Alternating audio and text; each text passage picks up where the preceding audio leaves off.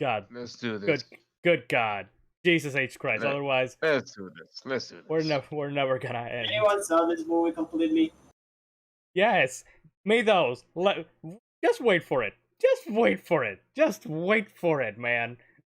Till I tell you what happened with me, because oh boy, oh boy. Hello, everybody. Welcome back to the Command Center. My name is Commander Lionheart. Tonight, joined by two goobers, one who is now a fox, and the other who is now with a brand new, not so new, it's actually old camera.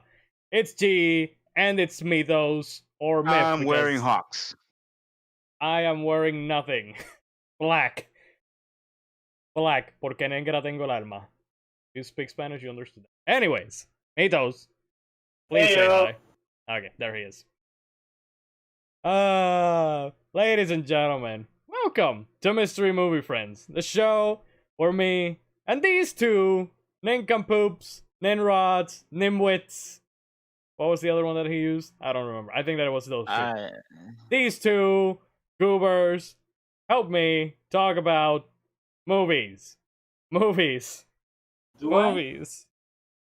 Or we Well, get we into don't- arguments over movies we sometimes. don't help you. We don't help you talk because you can talk. You're an adult. Huh? So Maybe. Lord. I may have a stroke in the middle of the thing, and you guys need to keep going without me. Let's leave it at that. Oh, good golly god, good jolly good time we're gonna have tonight. Although I foresee, I don't know, I have a prediction. I think that it's not going to be as long. I think that tonight is going to be the shortest episode. So Oh, really? This has been the longest movie we watched, and it's gonna be. It's gonna be the longest episode. Oh, it has been the longest, right, Lion? Right? Yes, Right? yes, it was the longest 5.5 hours for me. So I'm not You- joking, me those. should Because- I tell the audience Wait, what you did, Cowboy? Yeah, oh Lord, what happened? I I'm just wearing watched 3 hours of a movie. I'm Well, I'm 2 wa- hours. I'm wearing I clown still- shoes. I'm wearing Listen clown to shoes him. right now because I actually okay. So here's the deal. Here's the thing, me those, and Shit. you're probably gonna hate me because of what I'm about to say too, because the version that I sent you is 3 hours, and that version we both saw it. The Mhm. version that G saw is the one from HBO Mhm. Max, which is 2 Ah. hours and how much? 20 minutes? Something like that? 23 minutes. 2 hours and 23 minutes. And I also saw that one. So I saw the movie both times. I saw the normal the theatrical version, which is the one that is in HBO Max. And the 3-hour cut that we saw, which is the one that I sent you, me those. So I'm a clown. Hey kids, Krusty the Clown here. I don't know. What was very funny to me was that it was 9 in the night yesterday, and you sent me a clown face, and I was like, okay, what's up? I'm gonna watch the 3-hour cut, and then I'm gonna watch the 2 hours and a half minute cut. And I was like, yeah, clown boy. And And clown boy you are now. I wanna say spoilers, but the HBO Max version, aka the theatrical version, is actually the better version. So I'm kind of glad that I actually saw it 2 times, because I was, spoilers again for the rest of the review, I was not gonna come in hot into this movie if I had just seen the 3-hour cut. I am going to be very honest with you guys. But before we actually begin talking about the review, I also do want to mention that, and to extend a little bit more the runtime of this review, that I watched the Justice League Snyder Cut this past You the know, it last was very week. funny because I saw your post, your Facebook post, in honor of Snyder's Cut Justice League.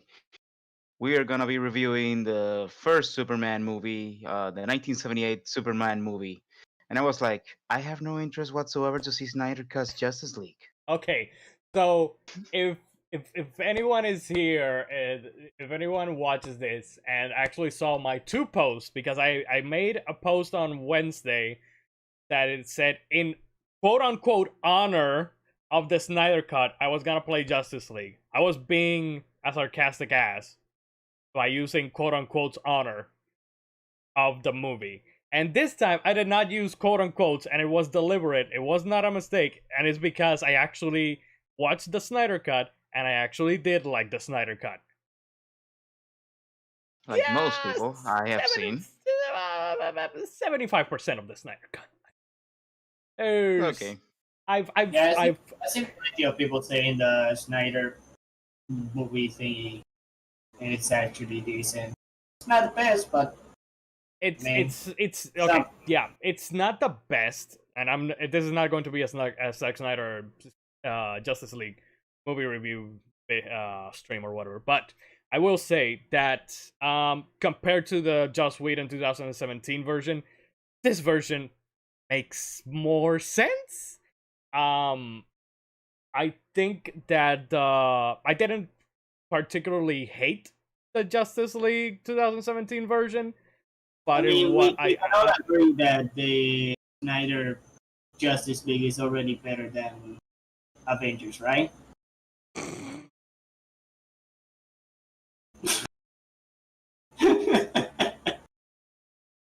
So, anyways, as I was saying, the 2017 Joss Whedon version, I didn't hate. I like. Or no, I shouldn't say I liked. I did not like it, but it wasn't like hated. You know, it wasn't like, oh, this is a garbage fire or whatever. I just didn't really like it that much because it was just a cobbled mess. You could clearly see that there was a lot of cuts. They cut a lot of information out of that movie, and it just felt like a mess. It was just a big bad mess. This time around, the Snyder Cut is 4 hours long, which I'm gonna be fair. I say that, and I have been kidding around with people saying, "Hey, have you survived the 4 hour Snyder Cut?" Um, and I'm gonna be fair. I and again, this is gonna be kind of a spoiler for the review of Superman the movie, but I didn't feel bored watching the Snyder Cut. And it was 4 hours, like I did watching 3 hours of Superman the movie. Like Yeah, I don't know. probably watched like 2 hours, so I still did better than you two. I know. The thing is that I don't know. I skipped so much. It's that I was like, those again. I well, watch both versions, this is and right. I watch both Uh-huh. versions, and I can tell you right now, they added so much in the unnecessary shit in that 3 hour version. Like Yeah, I was like, a well, lot this is irrelevant, so skip. a lot of the scenes in that 3 hour version are just like I guess that the 3 hour version is actually the director's cut. It's just From there was no let editor. me- There was no editor, or there was an editor setting it up, but they didn't cut the scenes. They just let him keep rolling. Just let it keep Let me going just say, don't ask me what happened in every scene that they are in the newspaper office, because I skipped all of those. of course. Okay. But yeah, I mean, let's be real. The freaking the newspaper office scenes, they were all like freaking "Brave Me, Superman." Dude. That's it. but we'll get to that That's when we interesting. actually start the review. We're in the preamble right now, talking about the Snyder Cut. Still, like I said, I like 75% of it. I think that the last part of the epilogue they could have just erased. That was unnecessary. Like, it's like when I don't want to say it's 30 minutes, but it does kind of feel like 30 minutes. That was at the point of the movie where I was just like, okay, I'm done with this. Like, I was ready. Once And stop. they give like kind of a I'm gonna kind of, it's not really a spoiler, I think. At the epilogue they show like where every one of them is like, they even go back to the scene in the 2017 one where uh Batman or Bruce Wayne and Wonder Woman are in this house or in this place, and he says, "We're gonna build this place, and we're gonna have a table, 6 chairs, and room for more or whatever." Right? So it's setting up like the Justice League, the whole of Justice, if you, the whole of Justice, if you will. So there is, I think that's where it ended in the 2017, and I think that is where it should have ended here as well. And maybe with the after credit scene where Deathstroke comes in and talks with Lex Luthor and whatever, is also in the 2017 version, but it's a little bit different, whatever. But I think that should have ended there. Problem is they keep going after that, and it's like 15-20 more minutes of just shit. Like, I didn't need this because they. Can I say something? Yes. I've only seen the final battle of Justice League, and that's about it. So I have no idea what you. But the 2017 Justice League. Yeah, I just saw the final battle, and that's it. Which actually, and not even the final battle. I saw the final few minutes of the final battle. Which actually, this final battle in Zack Snyder's version is way better because everyone has something to do. Like in the last one, I think that it was only like Wonder Woman and Aquaman actually doing shit, and the rest were just there, doing nothing. Oh, and Superman showing up and whatever. Here they're actually like each one has their mission and each one is doing something. So again, it's a better movie overall. I actually did like it, much more than the 2017 movie. I still think that there should be another cut where they cut that last 20 minutes.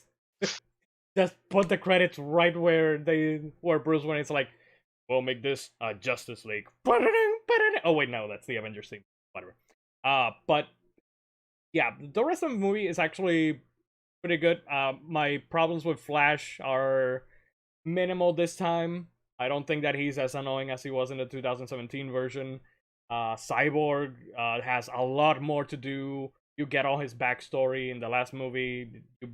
He was just paperweight, just there for he was just there because he had to be there and nothing else. It was how ironic.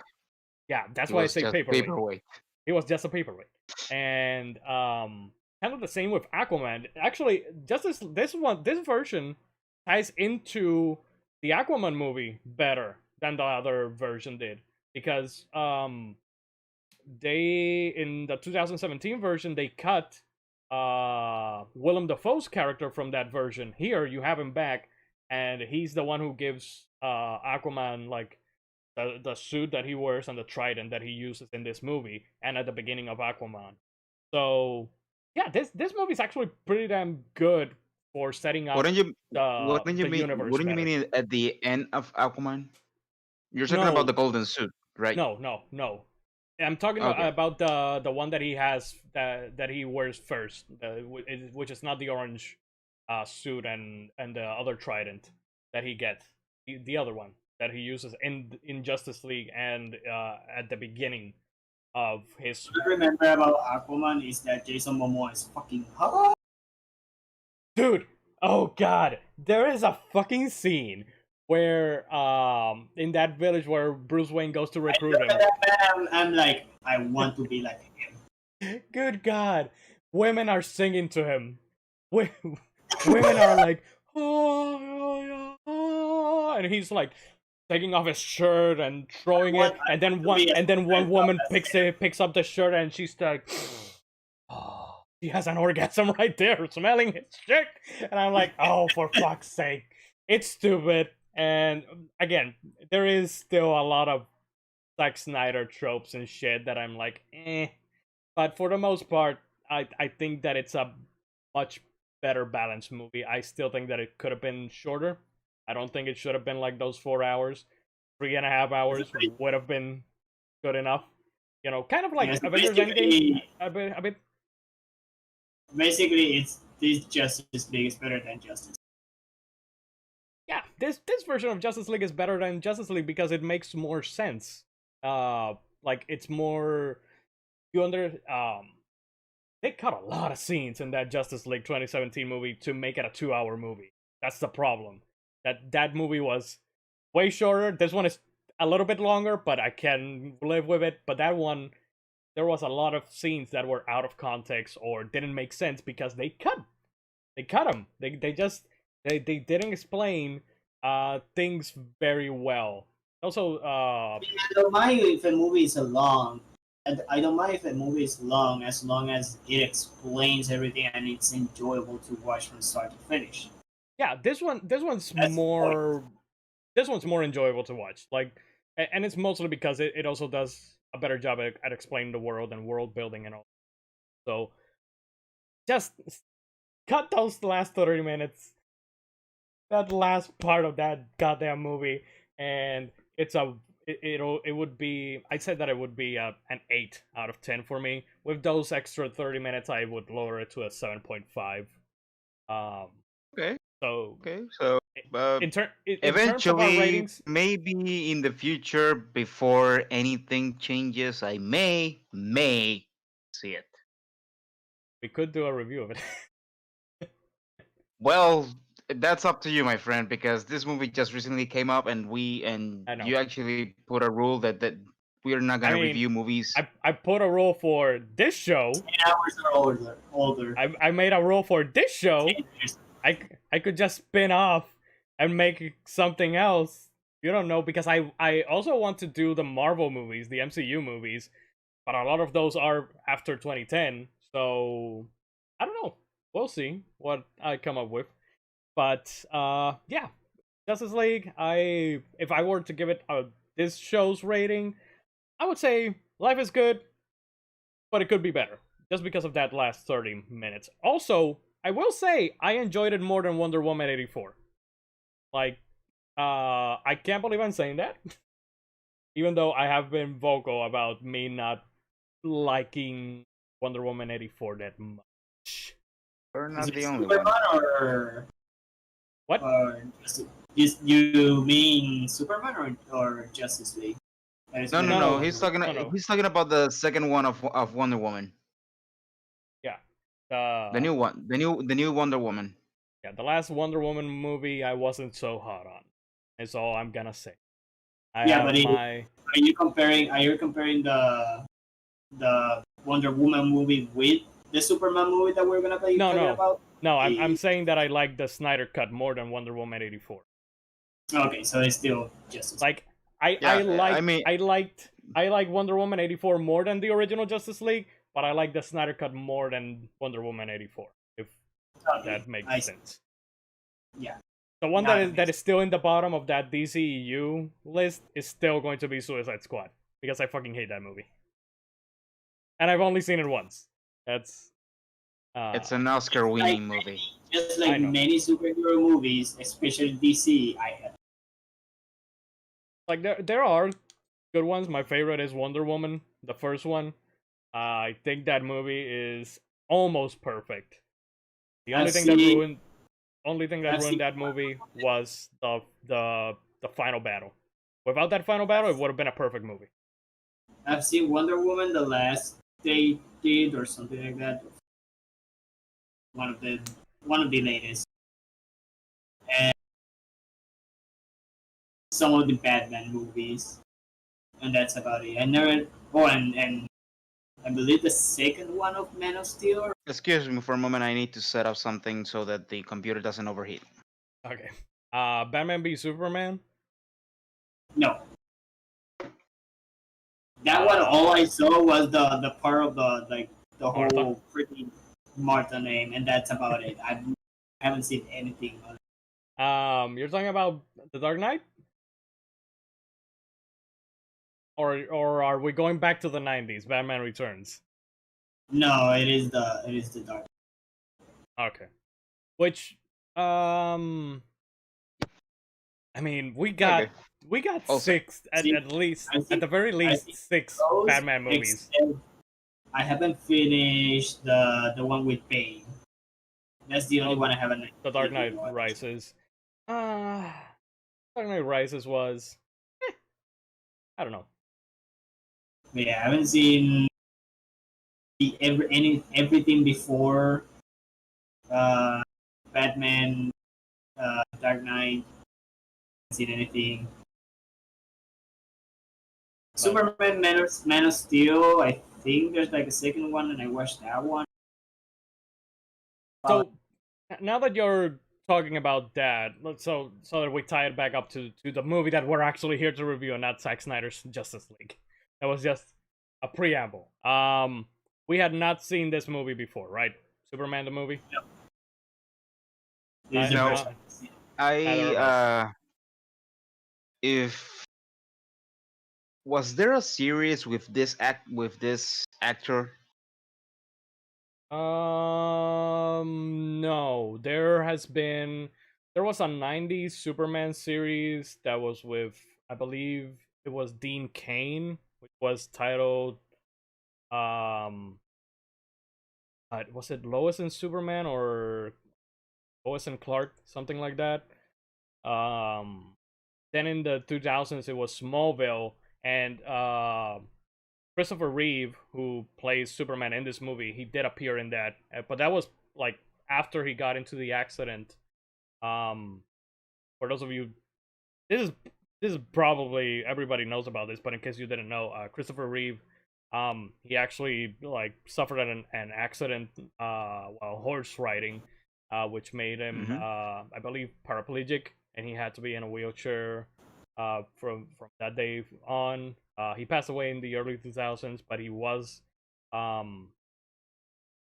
in Smallville, because I remember seeing him in like 2 or 3 episodes of that series. And then on one of the episodes, I do remember like them having the in memory of Christopher Reeve, Also, at the end. this movie is not an action movie. No. So if you're No. expecting an action movie from the '78, no. There's No. like no. I think that I'm going to put the trailer as always, so we can see what trailer showed before people So got do to you see the know movie what and we're whatever. talking about? Yeah. But I will say that aside from now this movie, the only other Superman that I have seen was Superman Returns, which was 2006, Oh and Jesus! well, eventually, Oh God! yes, oh yes, Man of That's the one I Steel, saw. Man of I know. Steel. I remember watching a very very shitty Superman movie. Did I think it's that one. he happen to lift up an island full of kryptonite in that movie? Because that was Superman Returns. Yep. Okay, so you Oh. did watch Superman Returns, which is actually with Brandon Routh, who actually he was in last week's movie of Scott Pilgrim vs. the World. He was Vegan Todd. boy. Yeah, Vegan Boy. Bingo.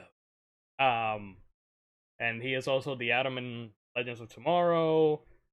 He did reprise, or well, he played a different type of Superman in one of the crossovers that the CW has had. But yeah, we'll get to that one eventually. Don't worry about it. But yeah, I have seen that, Man of Steel, Batman v Superman, and Justice League, and Smallville. Which actually Smallville is my favorite adaptation of Clark Kent slash Superman. It's more Clark Kent because he doesn't really become Superman until literally the last second of the last episode of that show. So, but yeah, we'll probably get to that a little bit more after watch the trailer. Thank you to, I can't see because it is smaller, Yelf for the follow. Thank you very much. So let's watch the trailer for Superman the movie. My friends, I'm not given to wild, unsupported statements. And I tell you that we must evacuate this planet immediately. Jor-El, be reasonable.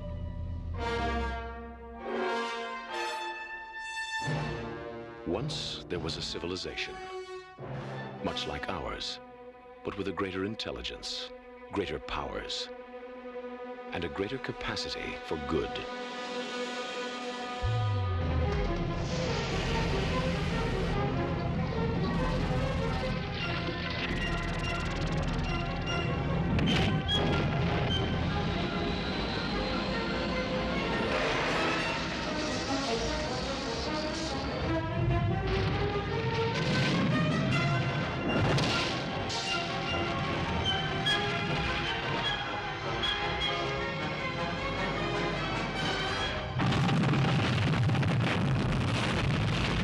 Oh no, the Death Star.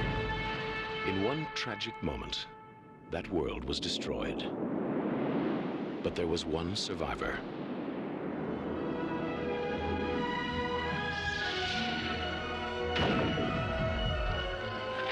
Now, wouldn't that beat all get out?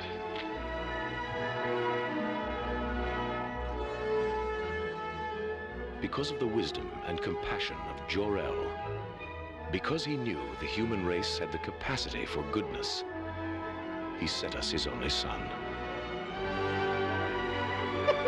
His name is Kal-El. He will call himself Clark Kent. But the world will know him as Superman.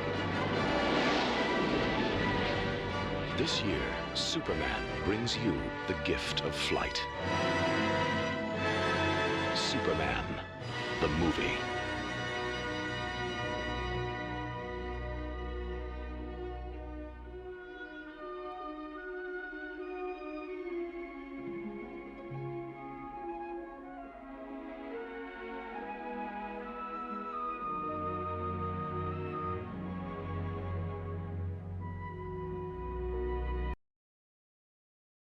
Okay.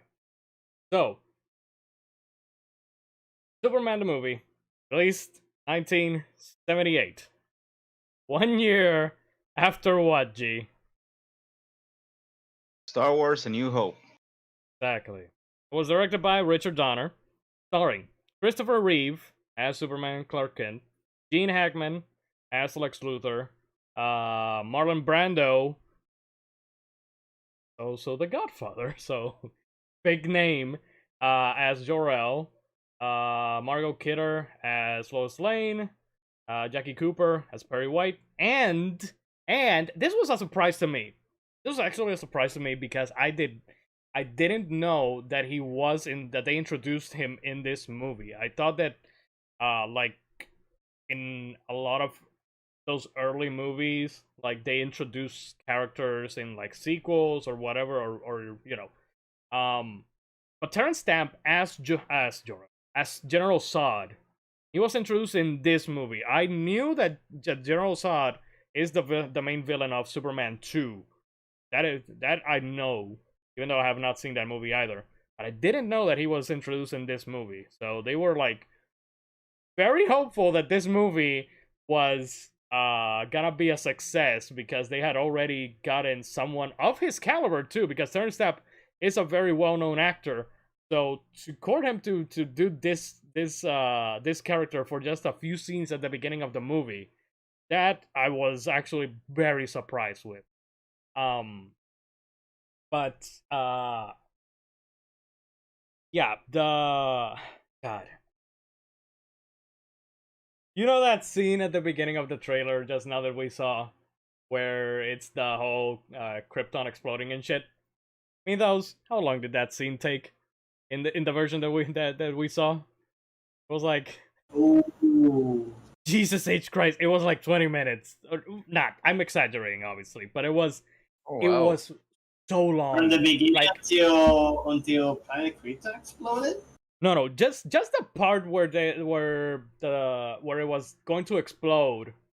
I Oh, where think- everyone started to die? Yeah, Jesus H Christ. It took around like 7 minutes. Yeah. Just Oh, and before we move on to that, before we get on to that, G, how long were the initial title sequence of this movie? 5 minutes. Yes. There was the And it longest 5 minutes of just credits, and I was riding the bike while watching the movie, and I was like, I've been riding the bike for way too long, and there's still credits rolling. What the heck? yeah, the starting credits took like 5.5 minutes. Yes, it I was was like, so "Jeez." fucking long. I actually because- skipped them. You, It's when I went like, I skipped them the second time Yeah. around. I skipped them the second time around. Because it isn't the same length in both versions.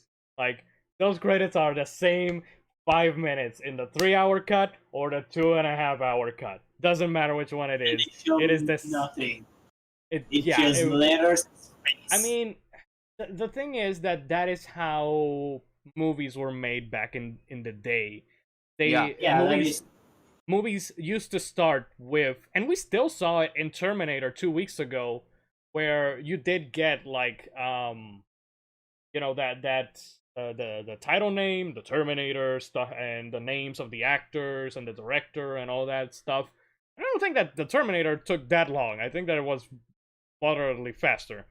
The one movie that broke that rule was actually the movie that came out the year before, Star Wars. This one right here, Star Wars, because that movie was the first one that said we are going to be more like a serial, like a series, like one of those old series like Buck Rogers or Flash Gordon, where it was just text at the beginning explaining the movie, and it was just like a logo and then Star Wars, and you saw the title crawl, and then immediately starting the movie.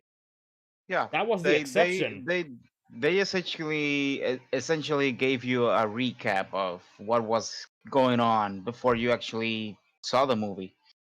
Yeah. And yeah, like you said, it was the exception to the rule, because the rule back then was to present the credits, and they actually gave you the name of the cast, Exactly. the director. Oh, by the way, the music here is done by John Williams. I was gonna ask if you knew, if you recognized that it was him, because I've known that it's John Williams. That Superman theme is iconic as hell, and everyone knows that it was done by John Williams. He's done the Star Wars, the Superman theme, Harry Potter theme, Jurassic Park as well.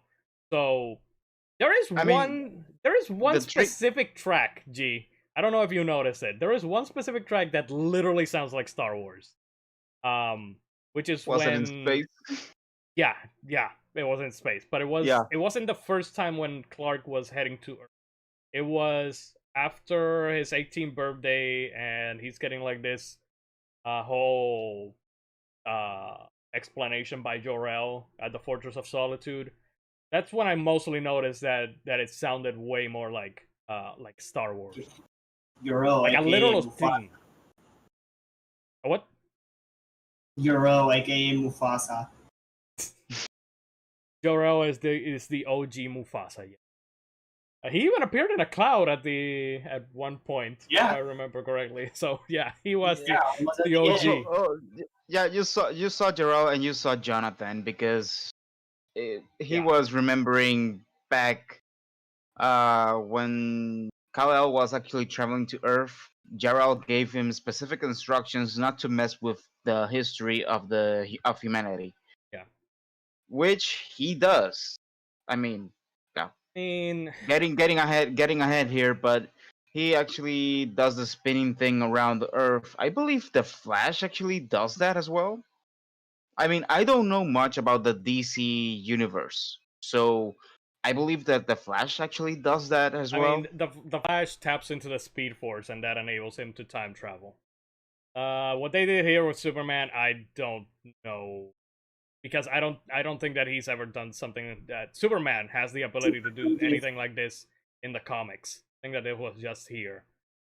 Yeah, Um, Superman just spin the world backwards and suddenly everything goes back, which actually, I don't know if you noticed at the end when he's actually fixing when he's already on the ground holding the San Andreas thingy, and then they just rewind the whole scene of the Earth going down. They just rewind it, and the Earth was coming up, and it looks so bad. Holy, it was so funny. you know what the funny part about that whole thing was as well? Hollywood letter going up. It's like That is not. That is okay. So that part that is not in the theatrical cut. None of that part. you missed that? Yeah, Oh, she didn't see that. No. Like, none of that Oh, whole the Hollywood letters going down and almost squishing those Girl Scouts.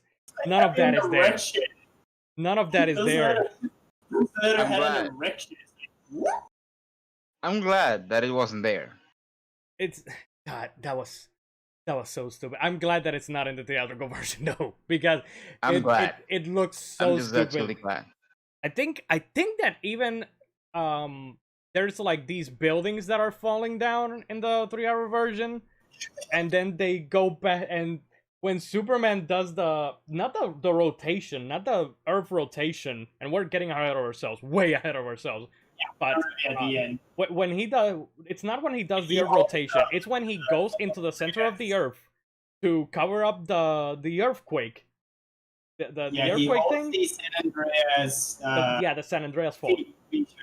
All of those buildings that were toppling down, they somehow come back up. Or They just rewind it. he's That's not the doing funny thing. he's not It's doing just- the rewinding at that point. He's just going into the earth and fixing the San Andreas fault. So The thing is, Why? they show the house breaking because of the earthquake and everything, and when Superman fixed it, they just took the same scene and just rewind it, and it's like, well, everything is fixed. yep, it's. But again, I think that they actually, if you saw that in the 3-hour cut, I believe You that missed it out. was no, I did not miss out. Thank God.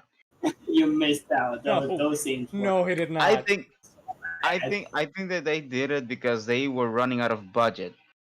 Because the planet exploding again and the space travel, that was some pretty heavy special effect thing, and it was computerized, all of it.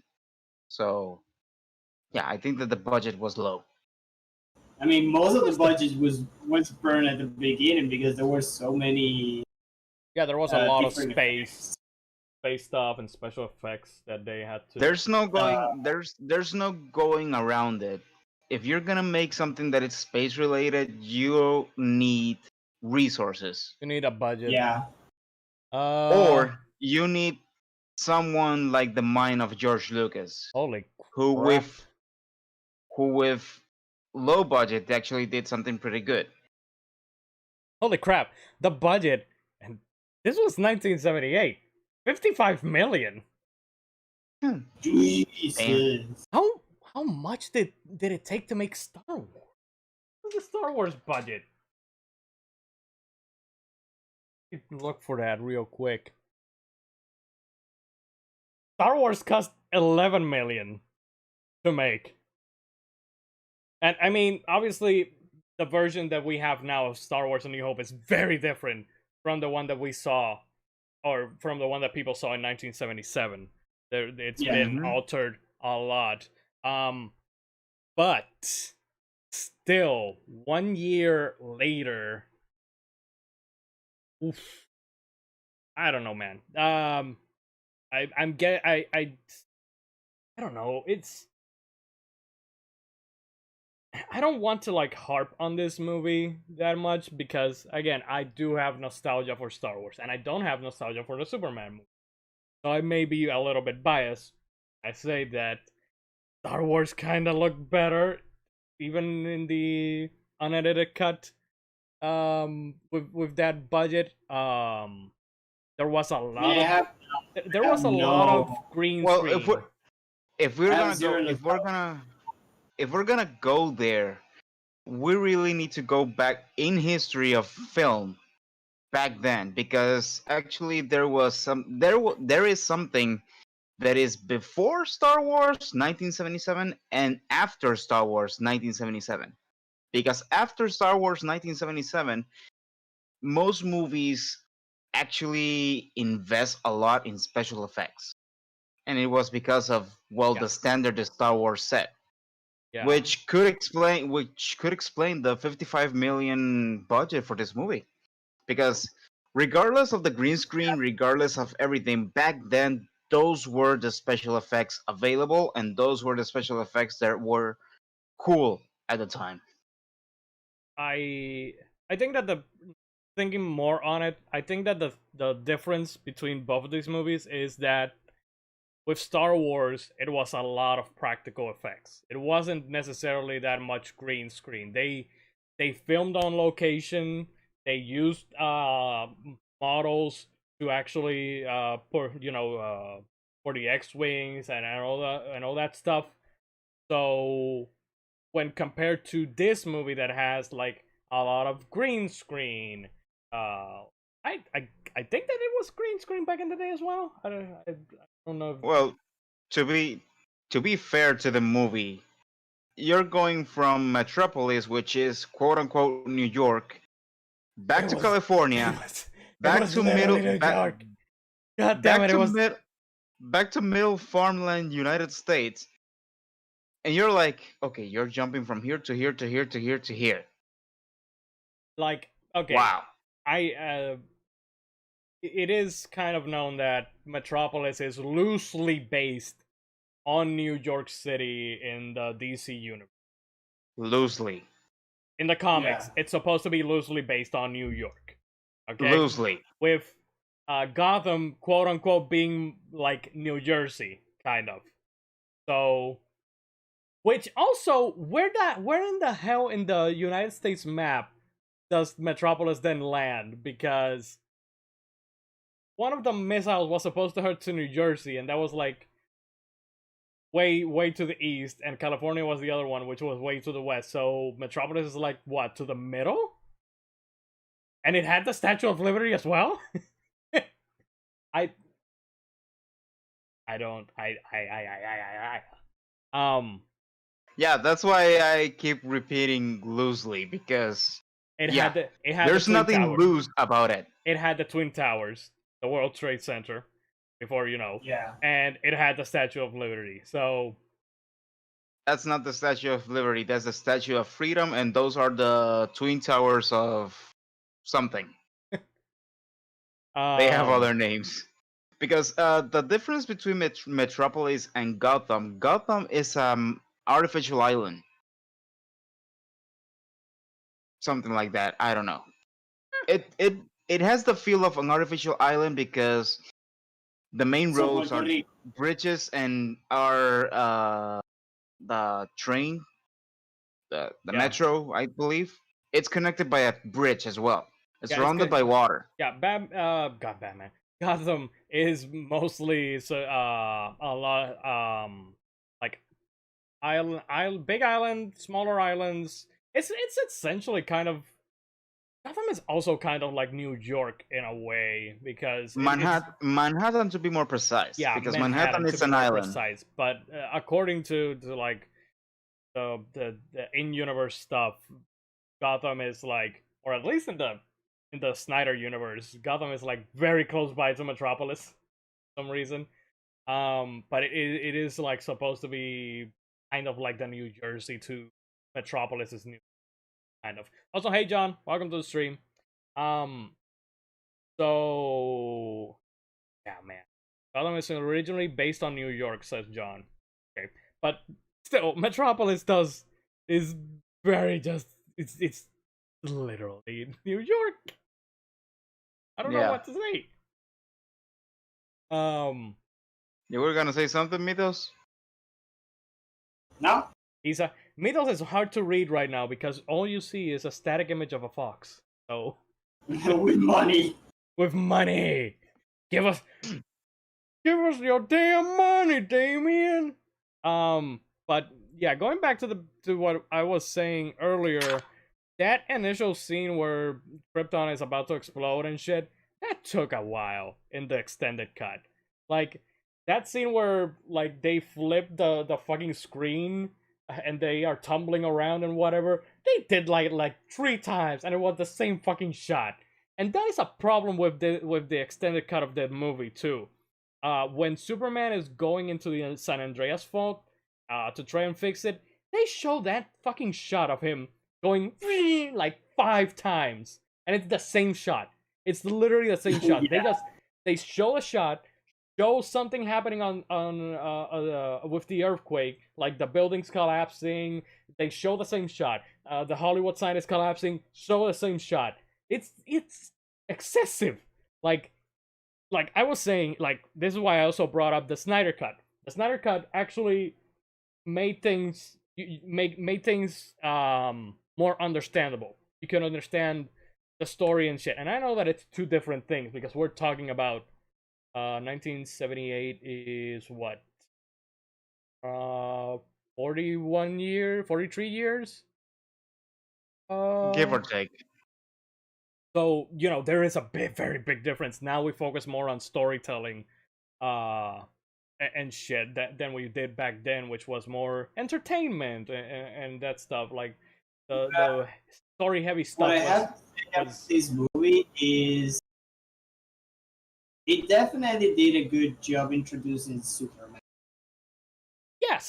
yes, it actually did. It's like there's a guy from somewhere from another galaxy whose main planet or home planet exploded.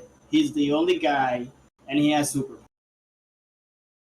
Which actually we do learn that he's not the only guy because Sod and his 2 lackeys, they were screaming and whining and shit that they got imprisoned, but hey, they're still alive because they got imprisoned in the Shadow Realm.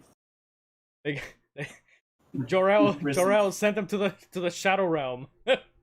He used his trap card to send them to the Shadow Realm. But I did have a problem with the planet exploding line because it wasn't anything like the planet was exploding itself. It was more like it was colliding with the sun. it was confusing though because they initially showed that the red sun colliding with them. Yes, John, Exactly. I know that it's the Phantom Zone, but I like to call it the Shadow Realm just to make the joke. But it was the red sun colliding with Krypton, but then you see like this orb like illuminating and going down, almost like that's what was destroying the planet. But I think that was the base a where building. they were. It was a building. It was the build, but it was illuminated as if it were that. I don't know. Maybe it was because it was powered up or something. Because in the extended version, which Mythos, it's not shown in the theatrical version, where they are monitoring what Jor-El is doing in his lab and whatnot, and they send like a spy supposedly to see what the hell he's doing. That is not in the theatrical version.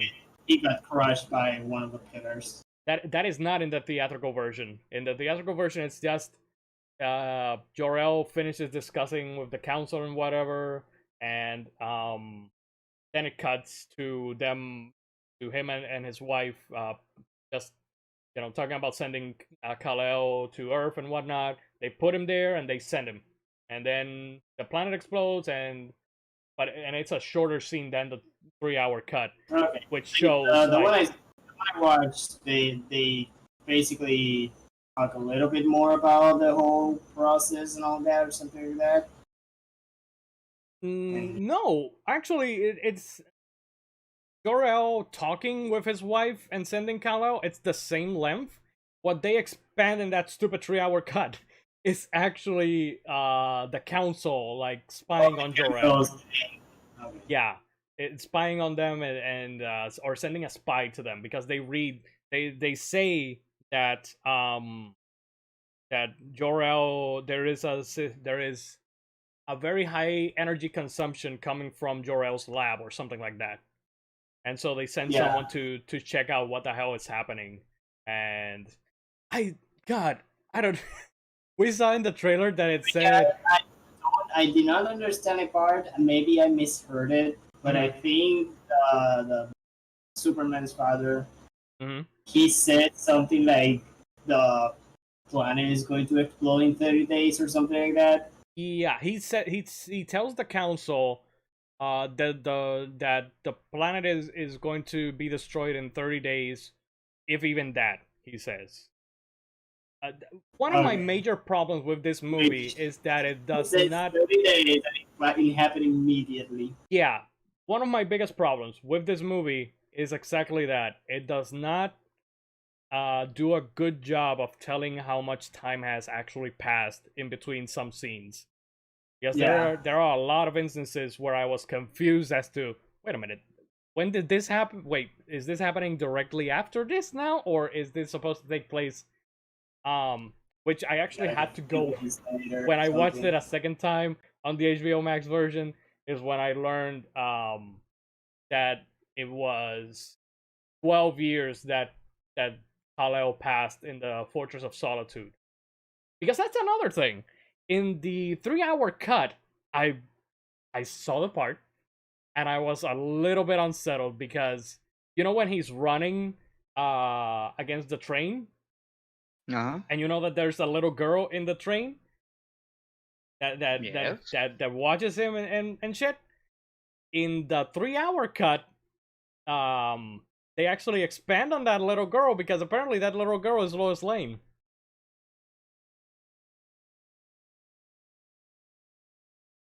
What? Yeah. That was exactly my reaction when I Okay, saw okay. that. So what I'm getting at, the theatrical version is actually the real version that they meant to release. I am 100% positive that is the one that because that doesn't make no sense at all. Because Lewis and Clark are quote unquote the same age. Well, in the theatrical version, they do appear to be the same age. But in the 3-hour cut, he's 18 when he passes by that train, and she looks to be like 10, 11, 12, maybe? If at most?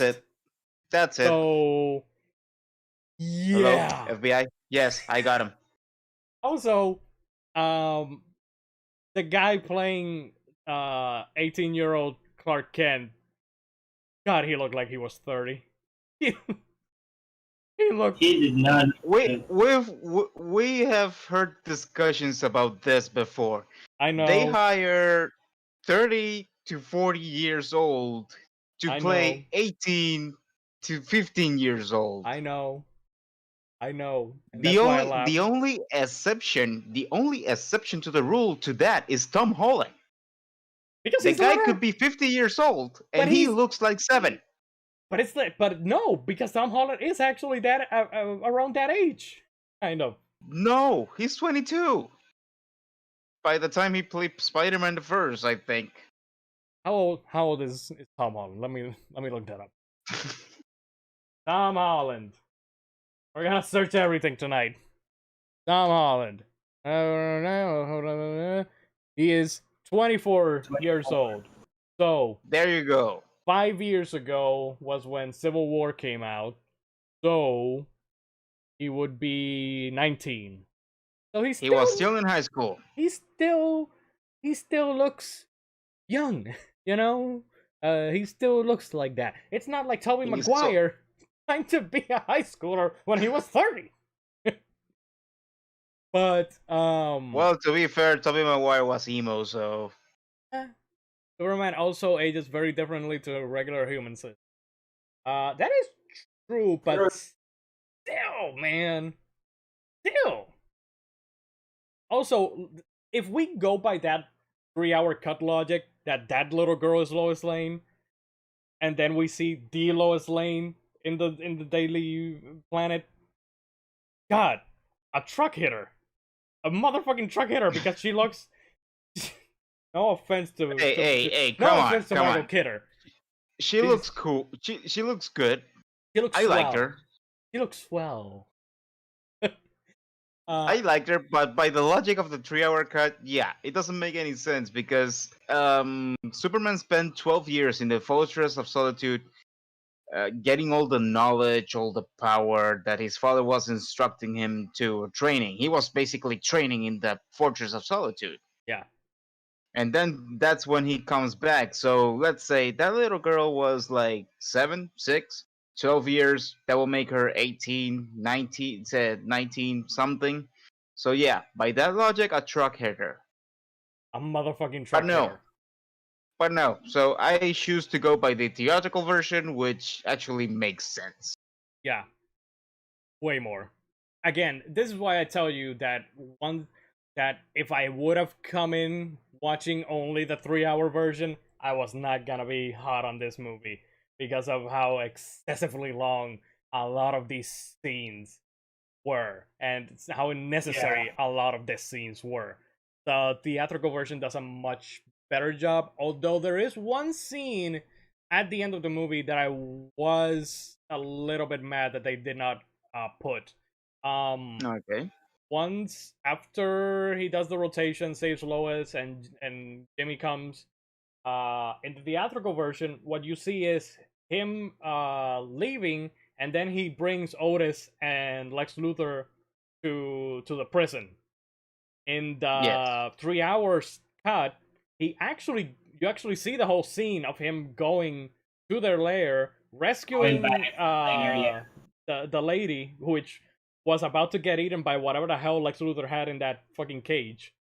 Was You know, that in the, Panthers or something? was that even in the theatrical version? In the theatrical version, does he tell Otis to go feed his pets or whatever? I don't think that it is No. either.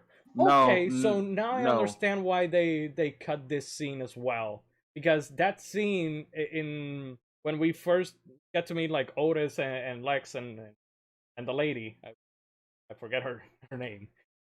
She's just gonna be the lady. Don't worry. I don't remember the name, and I just saw the movie.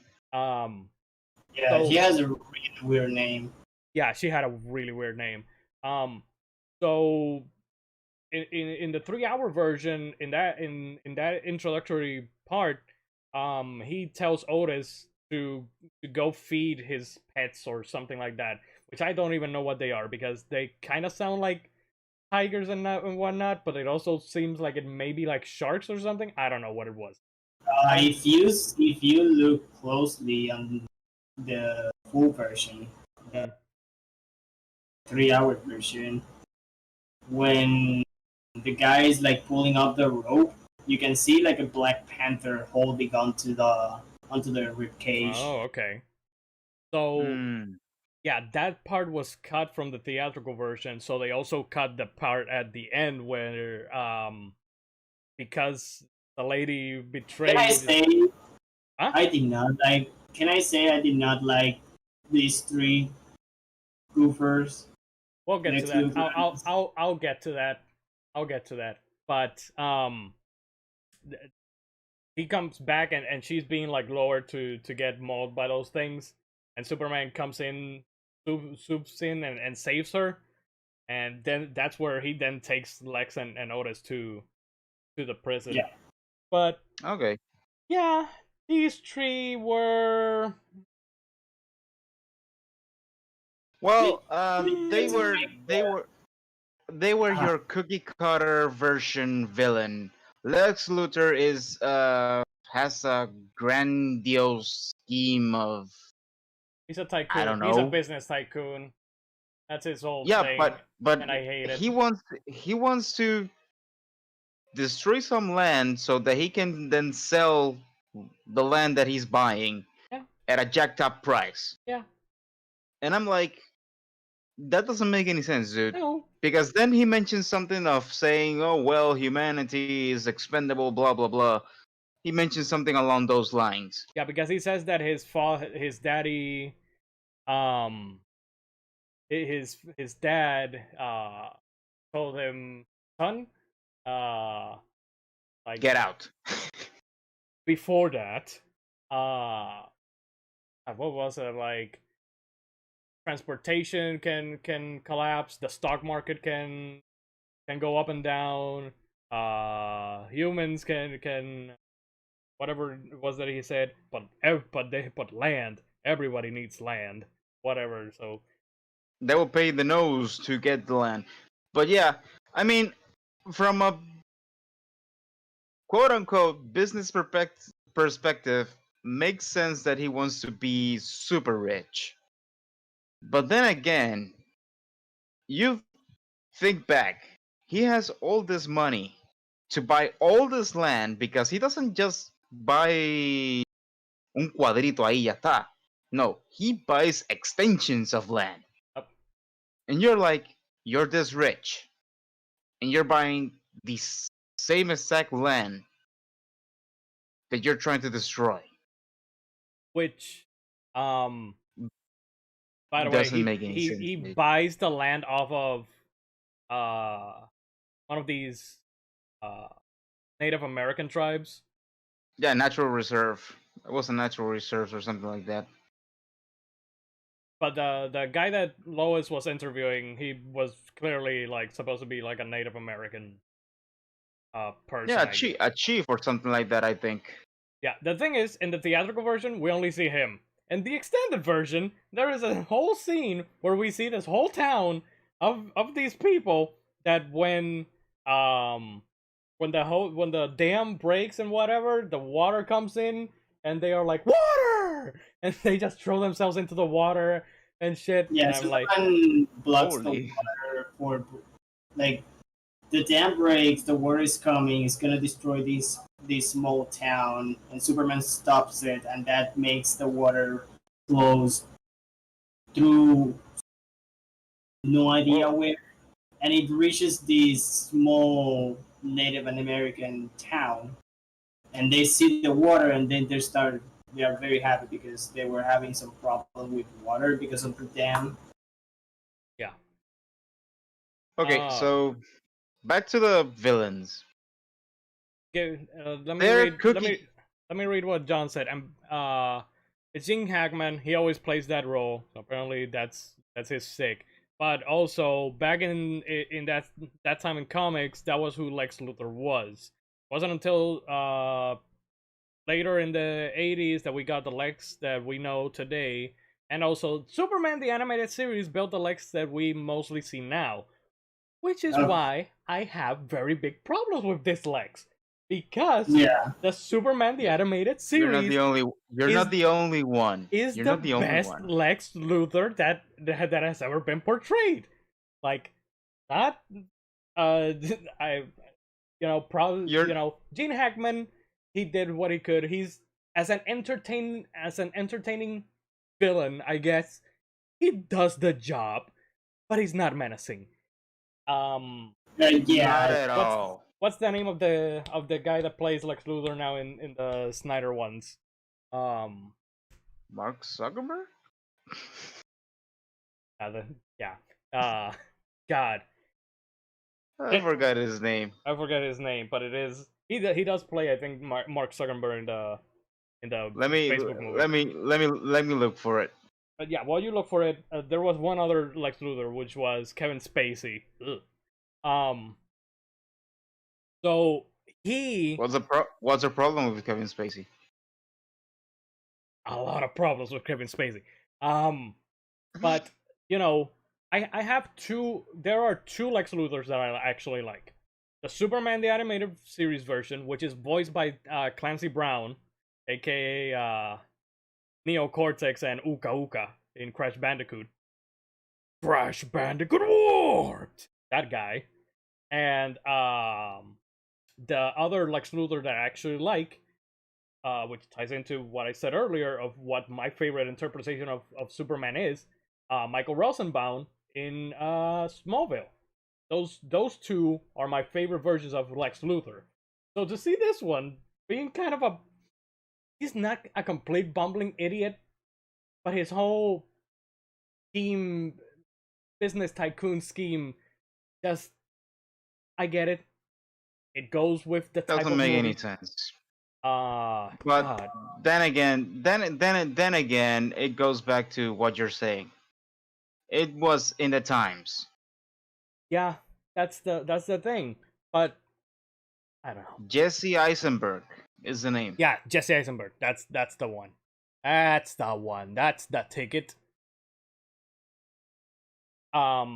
Apparently there's a Lex Luthor and the Supergirl TV show who apparently is actually pretty good as well, and he is actually I believe that in Superman 4, I think that they introduce Lex Luthor's nephew or something like that, and Superman 4? yeah, Superman 4: The Quest for Peace, they introduce a nephew of Lex Luthor or something like that, and the guy who plays the nephew in that is the Lex Luthor of the Supergirl show. Apparently, people are saying that he is actually pretty good in that role. Like, he actually is scheming, but you know, scheming in a better way. You mean? Being a cunning. Yeah, because in this movie he was making the crime of the century, which was to sell land at a jacked up price. Yeah, it was more. Oh my, the humanity! Villain, in It my was more opinion. what? It was more of like a goofy villain, in my Yeah. opinion. Yeah, It it was doesn't. fair to have a villain. It doesn't help that he had that Otis guy with him. Yeah, the two goons. Why did he the- have him? Why didn't he just kill him? Why couldn't he get a better lackey? Like, maybe was it because he was so dumb? Was it because he knew that he wouldn't betray him? But you need to weigh. Not getting Okay, betrayed. because Not getting betrayed. Low IQ. here's the thing. Lex Luthor is quote unquote, would you say a 200 IQ villain? He said 200 IQ. That is low for Lex Luthor standards, honestly. In the Well- in the Superman the Animated Series, he's more like a 300 IQ guy because he's always kind of a step ahead, but also not a step ahead sometimes. Well, that's the thing. For every super intelligent villain, you need a meathead. Otis was a meathead. Yeah, he definitely wasn't. Jesus H. Christ. He definitely was something. He wasn't insufferable. I mean, he wasn't super annoying. Well, He didn't do shit, then dude. again, was- you didn't see the he was 3-hour ju- cut. He was just stupid in the theatrical version. He was just stupid. You didn't see the 3-hour cut. He was. Okay, so the Yes. Lex Luthor from Supergirl is Jonathan Neven Cryer. Yeah. The thing is, the moments when Lex Luthor was just in his lair chilling, Lex Luthor was more annoying than the freaking other guy. Oh, he was very annoying. Yeah. Oh god. Anyway, The other guy, like there's villains. this scene. I'm sorry, there's this- not Huh? good. No bueno for me. Yeah, there's this scene where Lex Luthor is swimming on some pool. Yeah, he's swimming in the pool. And And then there's the other guys just cleaning and everything. and it's just Lex Luthor talking and talking and talking. Yeah, that's the problem with that 3 hour version again, which is again why I say if I would have come up with just the 3 hour version, I was not gonna be happy with this movie. The 2 hour, the theatrical version actually cuts down on a lot of that chatter, unnecessary chatter that they go on about. Because Well, that I'm glad that I saw the theatrical version. oh, dude, there is so much Yeah, so much line that is of no importance, and scenes that are of no importance as well. God, the point. There's the point where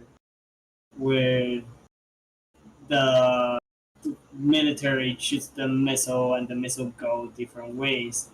And then there's Lex Luthor's explaining to Superman all his plan, and it just keep going and going and going. And I was like, Like, are they gonna do something about the missiles? and again, the theatrical version, it's not that long.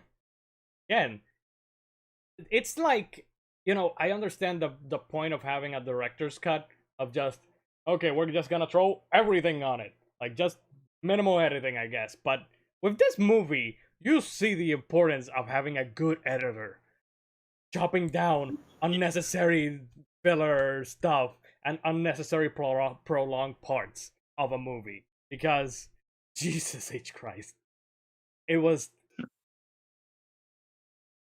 Yeah. Well, by that sense, they push the nuclear missile menace again in this movie, I mean, which was a theme back in the 1970s, 1960s, 1950s. and still in the 80s, because Superman 4 The Quest for Peace is literally Superman getting rid of all the nuclear armaments of the world. So, Which doesn't make the world any more peaceful. As a matter of fact, it makes it worse. how ironic. But yeah, going back into the characters, and specifically going back to the beginning of the movie, I actually liked Marlon Brando as Jor-El. I think that he was very he did a good job of portraying this stoic character. Like it's interesting because to me, that my favorite, not my favorite, but one of the parts that I liked the most out of this movie was actually the beginning when they were in Krypton, with the exception of the excessive explosion of planet Krypton. But that whole him going back and forth with the council and sending By the way, to trial and whatnot. does the Superman's father appearing in a cloud? Does that appear in the other one? Yes. No, he's a hologram. No, but he also appears in the cloud at one point. At the end of the movie, Yeah. when he's doing the rotation. Yeah. Yeah, because I feel like that whole scene was just pointless. Because it is pointless because I think that it's longer in the 3 hour cut, but it's still in the theatrical version, but it's shorter. Like, it is, to me, okay, but to me it is pointless because Superman never got punished for going back in time. oh, that is in the book backwards. that is also another thing that the first time that he displays his powers and whatnot, he saves Lois and the helicopter, which actually that is an iconic shot of special effects and whatnot, of him just carrying that helicopter and shit. But doing that, the burglary, the guys with the yacht and whatnot, and the plane. After he does all that in the theatrical version, I believe. Right after that, what we get is the newspaper thing of Perry being J. Jonah Jameson on everyone's ass. In the 3 hour version, he actually goes back to the Fortress of Solitude No, he goes and saves a cat. oh yeah, Then goes to the fortress. after he saves the cat too, which is still in the theatrical version, saving the cat. But he goes to the Fortress of Solitude, and Jorah's like, "So you have decided to expose yourself," and yada yada yada. And he says, "Oh, you can. I guess you can do this, as long as you don't reveal your secret identity, whatnot." Is what he tells him. Yeah, Extended version. because his enemies will go for Yeah, those for who he for loves those the who he most. loves and whatnot. Still kind of stupid considering that he literally just flies with Lois Lane. Like, Yeah, man, I He goes I, on a date. I'm gonna say it. can I say that when they were flying around Metropolis, quotes, when they were Oh, flying around, I just look on YouTube. God, a whole new world, and I just played it. Yes, I just played a whole new world. And it fits perfectly. Yeah. Oh, True. Just fits perfectly. Talking about that scene specifically when he and Lewis go on a date, and then Lewis? after that, Lewis. Lois. It Lois, sounds like you're saying Green- Lewis. green one. Dude, English is not my first language. That's all I'm gonna say. I'm sorry if I offended someone. Anyway, when he goes back and he's Clark Kent again, there's an interesting detail that the actor actually gives Clark Kent and Superman. I mean, he's trying to protect his identity. When he has the glasses, he's slouching forward. Yeah. When he He's, takes off the glasses, he goes Yeah, pumping like- off his chest and going all straight. and he I believe that was a he does a When- very subtle when Clark- voice change as well. Clark is Yeah, when Clark that was is- a really good detail. That was a really good detail for me. It was a really good, nice touch. when Clark is Clark, he shrouds and he also changes his voice and he's like, I'm Oliver. And then Lois, Superman is like more. he's constantly doing this. He's like, Lois, statistically speaking, He talks like a freaking nerd, yeah, basically. Well, but He's again, just that is all talks- part of the act. I'm just gonna say this now, Lion. Back when you had hair, you look Cállate. like him. Cállate, cabrón. Cállate. Era. That's not the point. The point is that I actually really like Christopher Reeve as Superman. Yeah, Christopher Reeves. He does a great job. Like he when he is in his Superman mode and he talks like Miss Lane, are you okay? And you feel like he is Superman. Like Yeah. like it's I really like him, but boy can he be dumb. Why, if you know that you're getting interviewed, why would you tell them, oh yeah, I can see through anything except for lead? Like, and I know that it was because he slipped. It was a slip of the tongue because Well, God. he was trying to save his ass. He was horny that day. Good God, the He wa- horniness, he- the amount he of was horniness.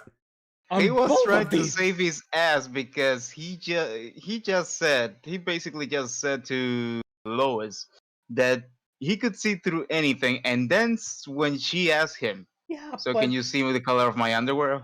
yeah, but come on, you're supposed to be the Boy Scout. God damn it, you're supposed to be like, No. oh, he's supposed to be like, oh no, miss, I'm sorry, I cannot do that. Or Kid, Lois Lane doesn't help either.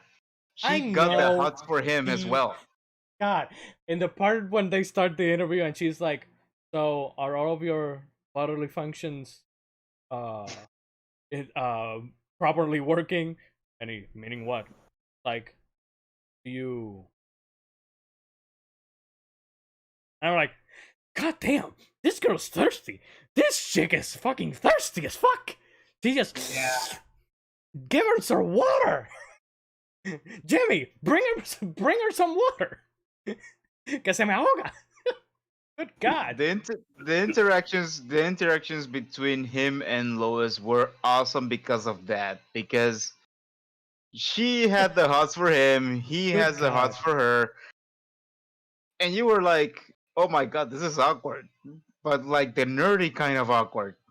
Yeah. The thing is that it's kind of it makes it even more awkward that that he has two personas, which is Yeah, Clark and Superman. So when he acts one way, Lois reacts one way, and when he's Clark, she reacts some other way. Like, oh, thank you, Clark. Or uh that's Did Clark. she Nice. with she Clark says and something where she switches nice with Clark and Clark with nice, and because she was still thinking about Superman, apparently knowing that her underwear was pink. God, and she made such a fucking emphasis on that too. She was like, so like pink? Very well. I very much like pink, Lois. Like, God, get a He room.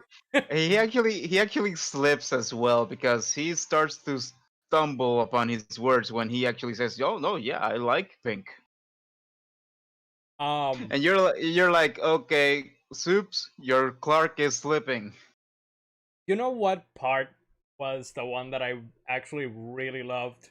And this is there was actually an homage to this scene in the the first Wonder Woman movie, which is when when they go out of the first time they go out of the Daily Planet and they are about to get robbed, which is the funniest thing because the guy is like, wait, hey you, come here, and then he points the gun. the freaking gun out.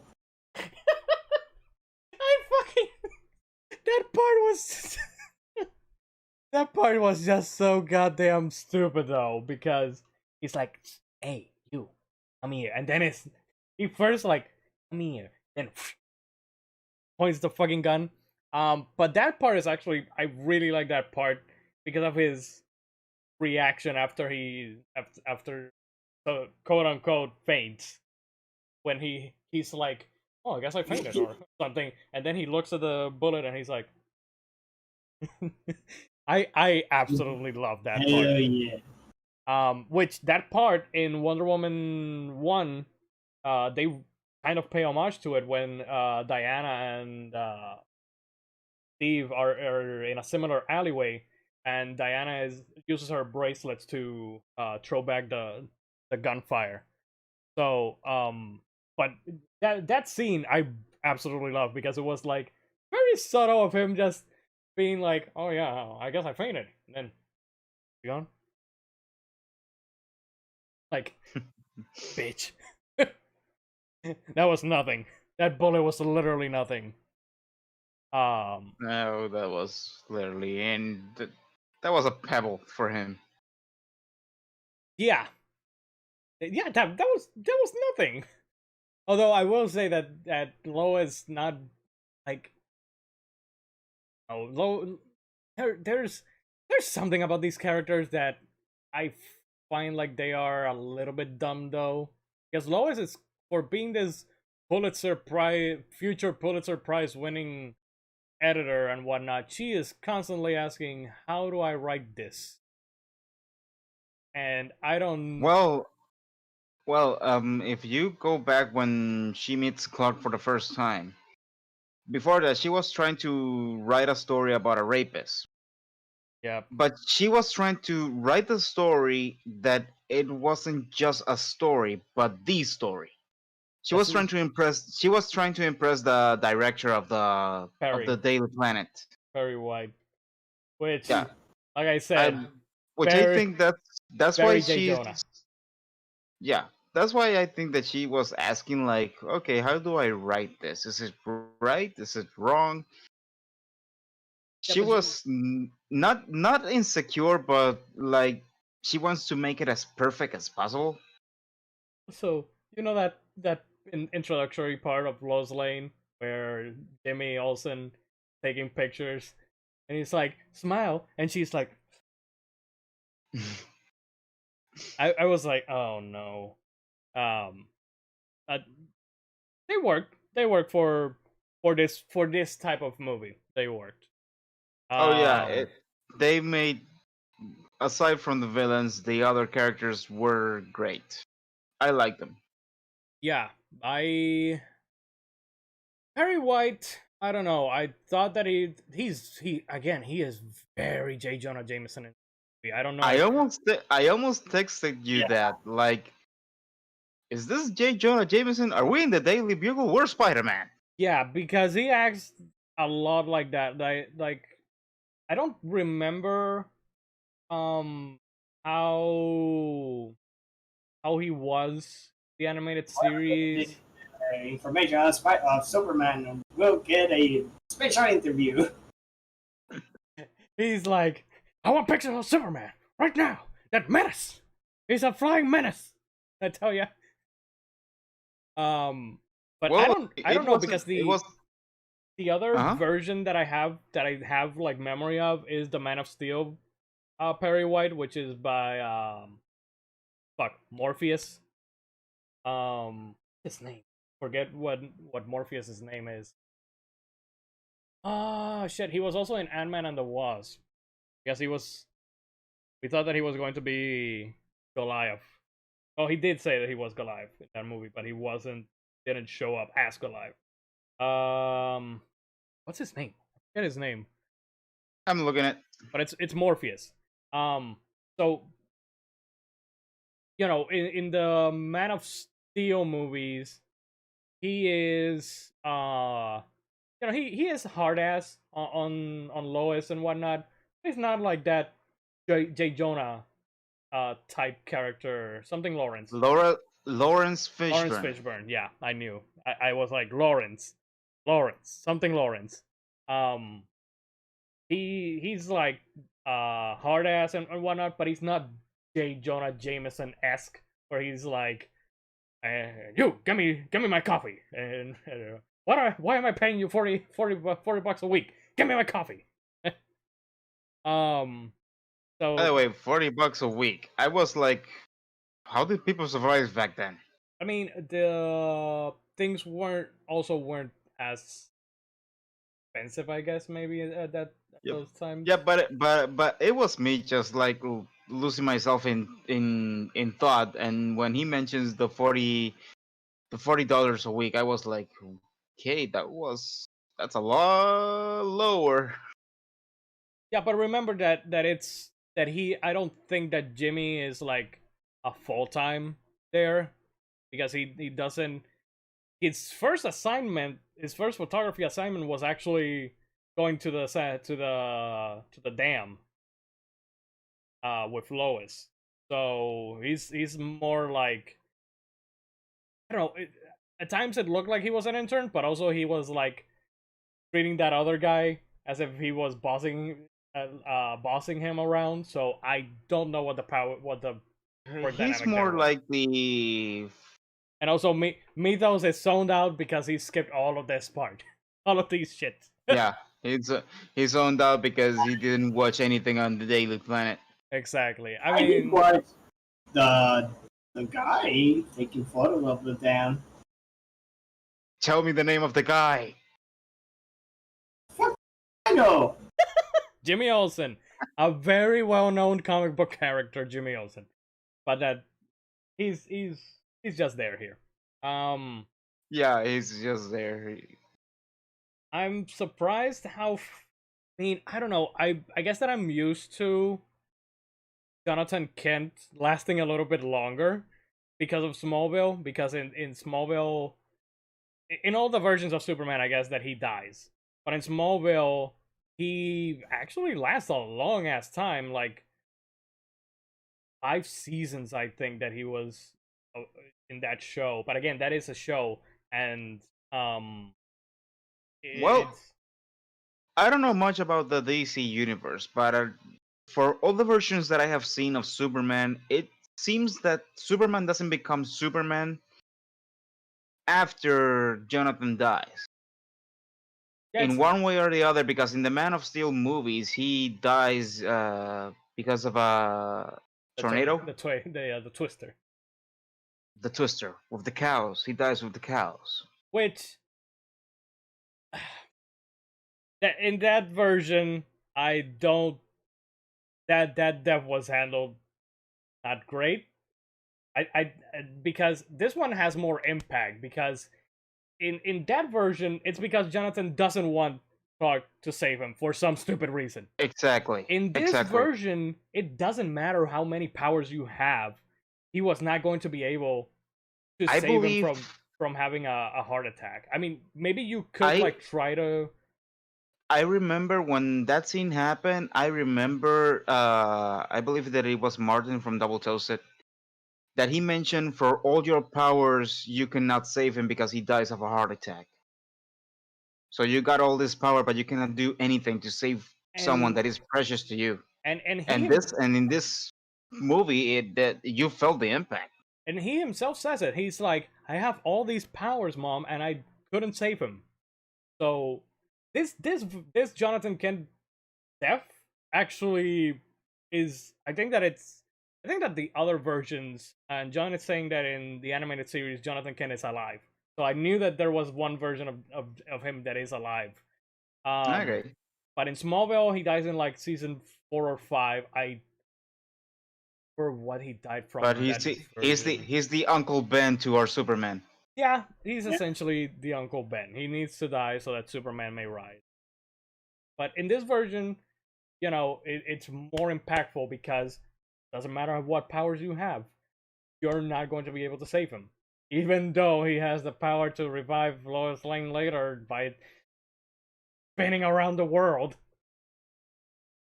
Well, back then he was still a teenager, so he didn't knew about his. He hadn't learned his powers. I mean, not most of the powers at least, because he didn't have flight then. He learned that while in the 12 years that he was in the Fortress of Solitude.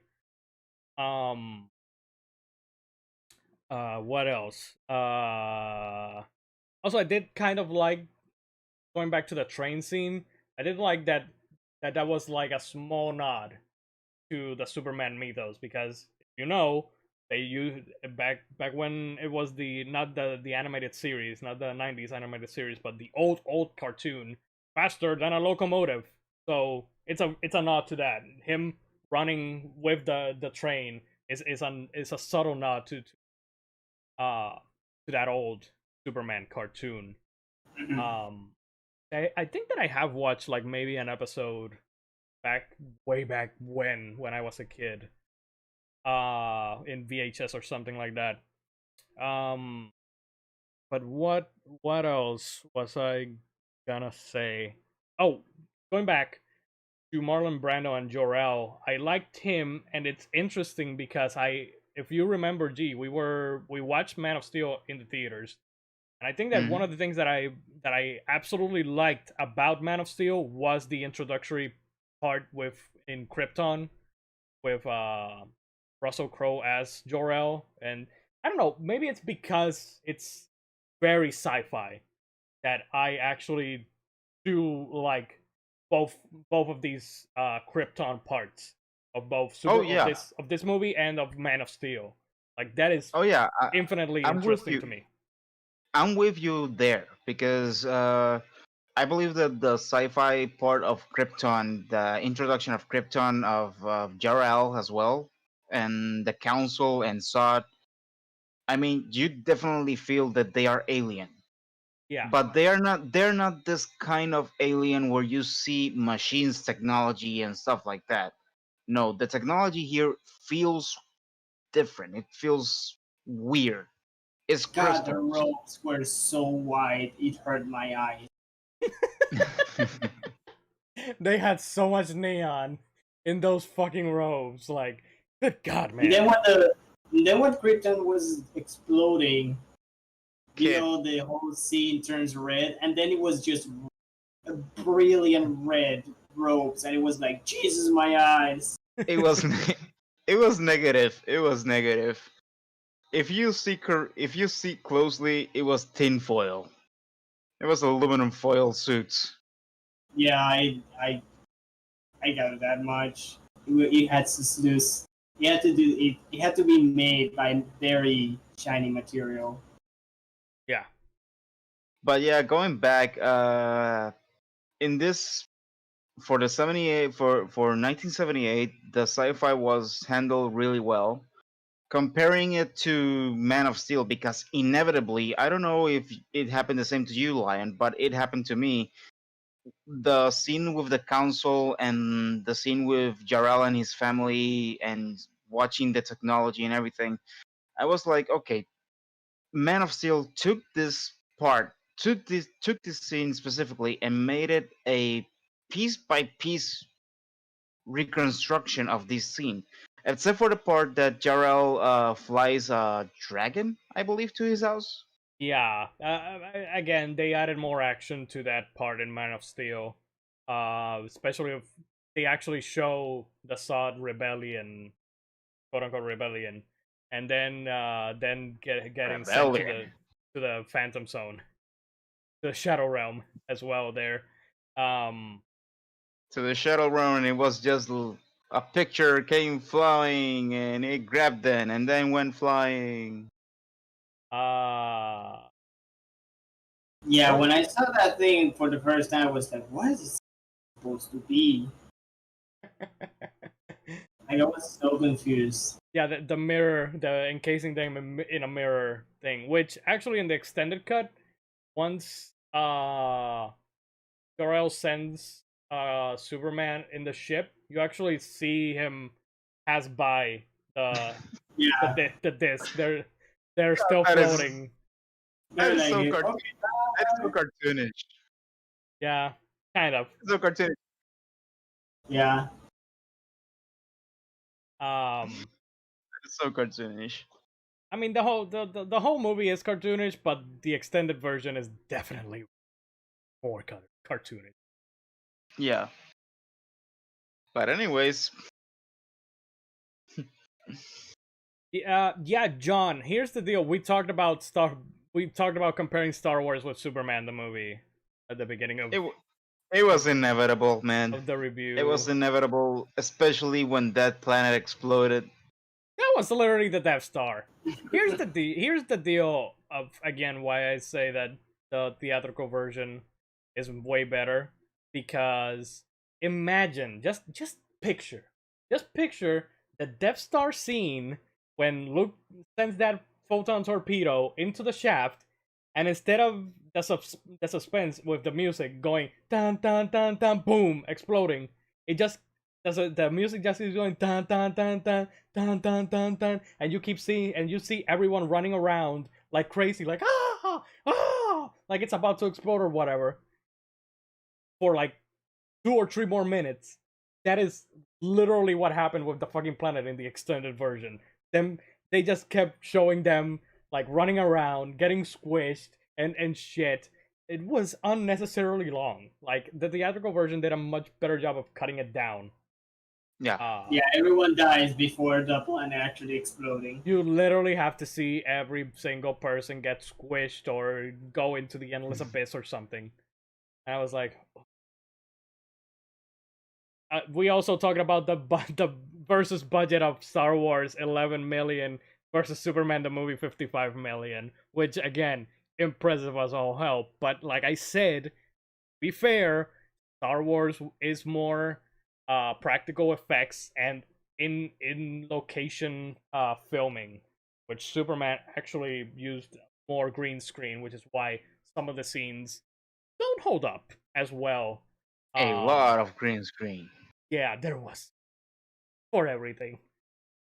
Um, I will say that kind of to start wrapping it up, I did like the last shot of Superman in the movie, which is when he's I was supposed to ask at the beginning of the review if you guys felt, because one of the taglines for this movie when it came out was "You will believe a man can fly."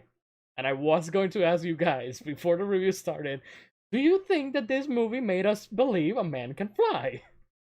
So, um, and at the end of the movie, I think that it is very iconic when he does the roundabout of the Earth, and then he's heading like not directly into the camera, but like very close to it, and he like looks at the camera and either nods or winks, or I couldn't see very well from afar. But that I don't know, that scene was, I like that scene because it is a very Superman thing to do. Yeah. Which just encases the whole Christopher Reeve just portraying Superman and Clark Kent magnificently throughout the whole movie. He is absolutely the best part of the movie. He is Superman. Yeah, Doesn't matter where you see him. In other words, I mean, rest in peace. But he is Superman. He brought Superman to life in the movie universe. like he is there. There's also a different one more thing that differentiates Clark from Superman, aside from the being hunched over and him using like a different voice. When he's Superman, he actually has the iconic Superman strand of hair that is like this Oh, yeah. over here, and he does not have it when he is Clark. He has like it's he He looks uses like like you with hair. cállate la boca. He uses Gel Santini to just la lambie vaca Yeah, when they're he's Clark Kent. the side nerd. Also, yeah, God, when we get to the fourth movie though, we're gonna see serious shit because apparently the effects in that movie not are not even close to this one. And if this one doesn't hold up that well, imagine that one. But that is for another time. Well, Yeah. we'll probably get through other superhero movies before we get I think that we By should. the way, I was gonna say something. This was for me. I feel that the old DC movies were the golden age of the DC movies. Sorta. Kind of. I again going by the theatrical version because if I go by the long extended version, I would have probably not. You would massacre it. Good God, yeah. It is gonna be interesting to hear what Mido says. In a few Yeah. in a few seconds when we wrap it up and say our ratings. But man, I don't know. I've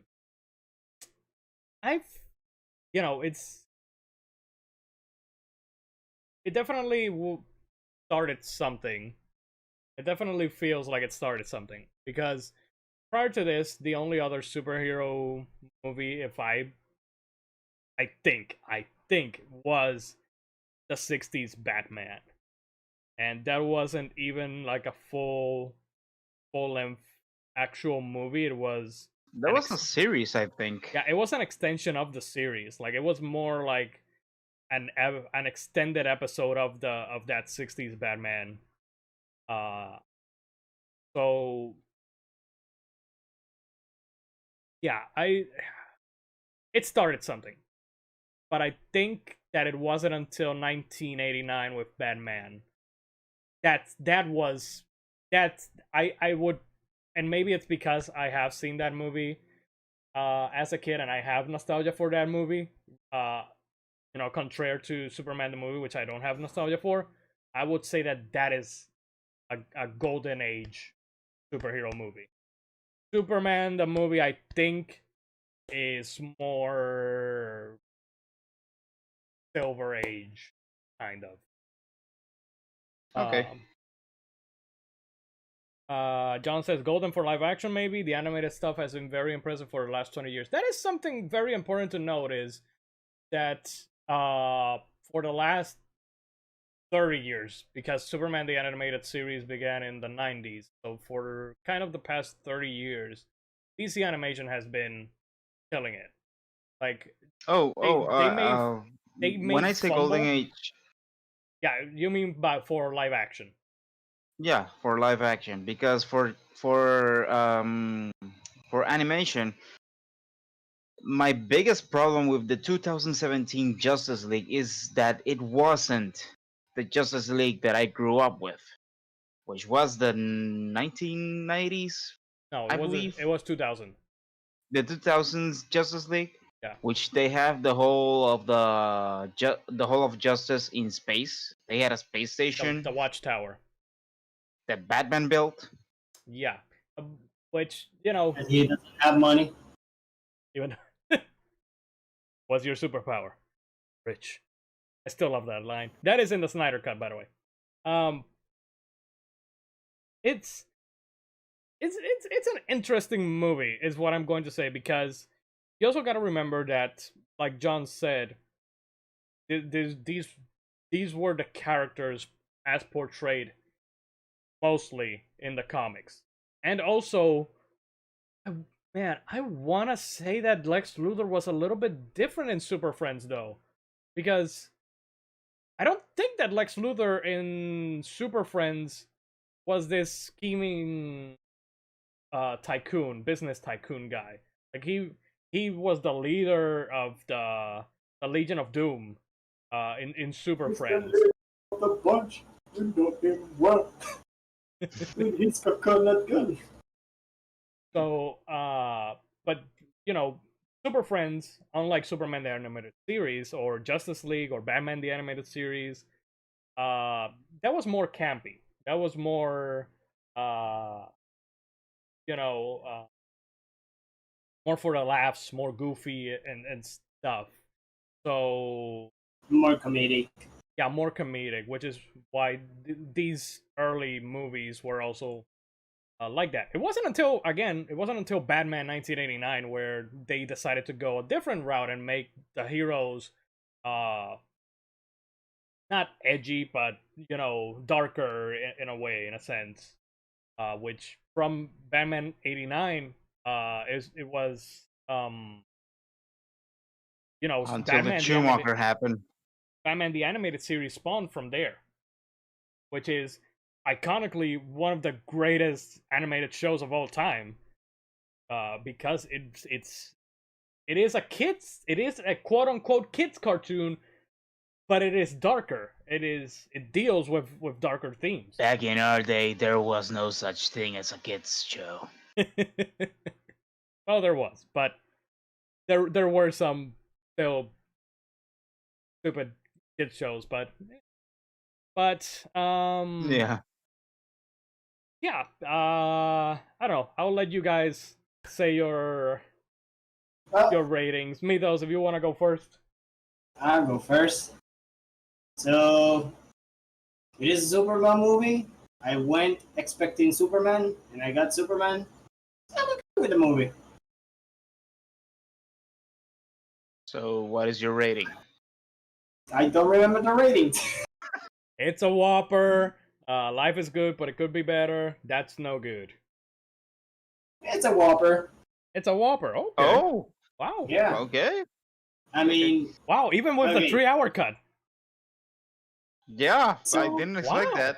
I'm the, I'm impressed. I the was thing not- is, I was not expecting that. I went expecting Superman, and I got Superman. He shows his superpower. He beat the crap out of some missiles. He got some ladies horny.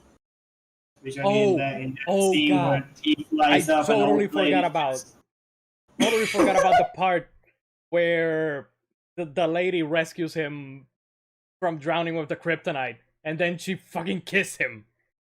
And then he's like, I don't want to. I don't look. I That's don't want. harassment. I don't want to. Hey, I don't want to stir any trouble. But if the roles were reversed, he would be facing some Cállate, serious Cállate. consequences. Shut up. Shut up.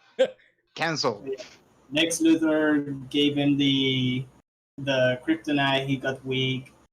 Yeah, it's all Superman. So I'm actually Also- content with the movie. He still kind of does the reverse though, because he kisses Lois when she dies. He's on that.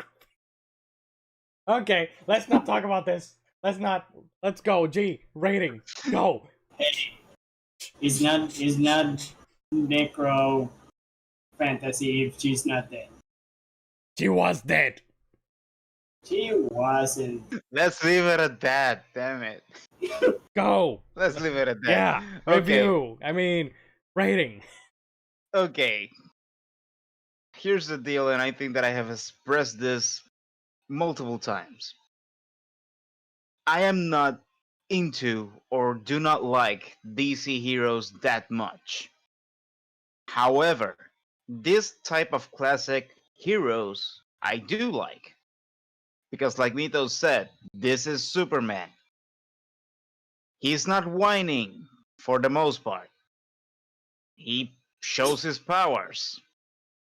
Weren't you gonna say something about the farm? He came from space. He's a farmer. He comes from space. His planet blew up. Yeah, I'm counting that. And yeah, Jor-El tells him when he goes to the Fortress of Solitude, "I am your father." Right? The only thing that he's missing is twin sons. That's it. And he And has there a you green have he has a green lightsaber, kind of. It's a crystal, but whatever. It's a green kyber crystal. Yeah. Kyber crystal. He has the crystal. He just needs the whole But lightsaber in, thingy. in any case, I really enjoyed the movie. It's not a whopper for me, but it's life is good, but it could be better. That's my rating because it's not a super duper awesome movie, but it's also not a bad one. And I think that if you're into that sort of type of 70s classic style of movie, you'll enjoy it. Yeah. I'm not as against DC as you are, but like I said, Smallville has my favorite Superman or Clark Kent. Mostly because he is a relatable character. But I do have a problem with Superman in general, and it's that, he's always presented as this god, as this being that is above all else. So it's hard to relate to a character that is like that. That said, I did enjoy Christopher Reeve as this Superman.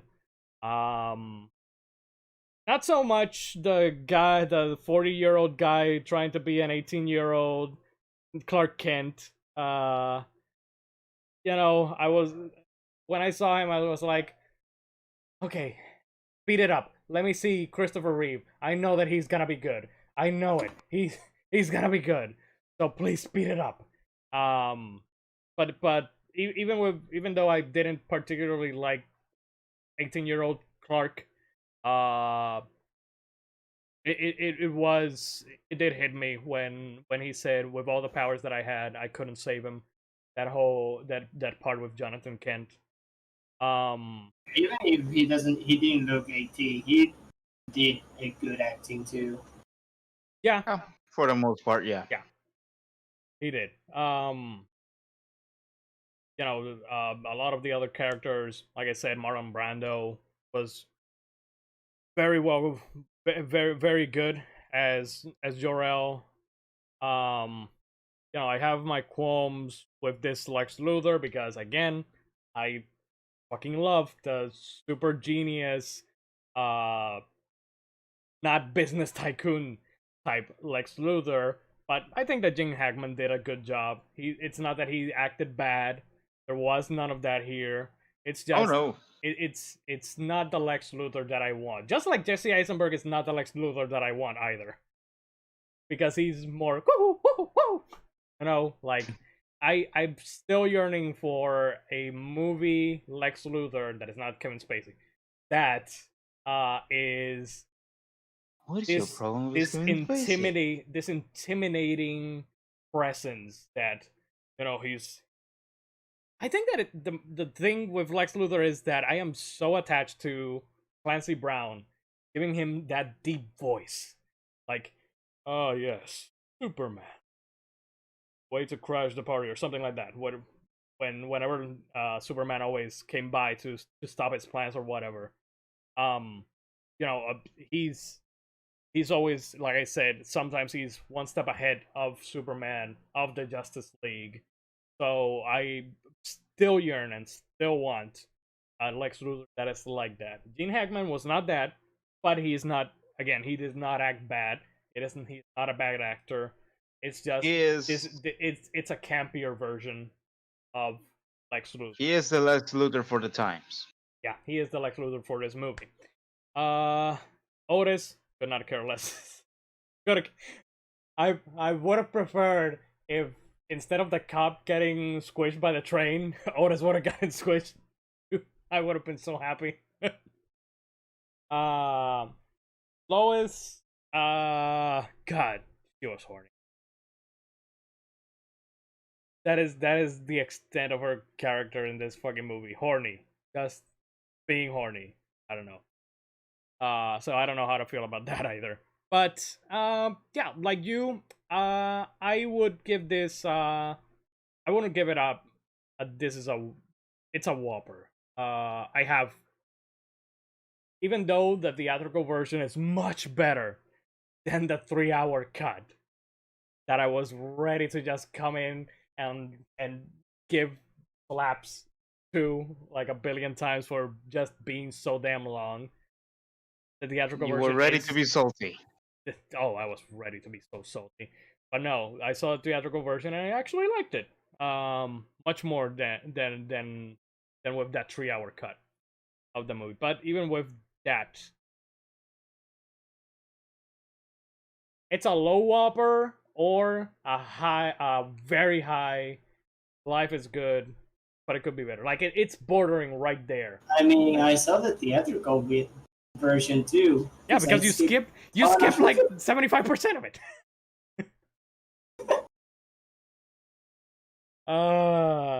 But yeah, it's watchable. You can watch it. You can sit down and watch it, especially if it's the theatrical version. Do not watch the 3-hour version.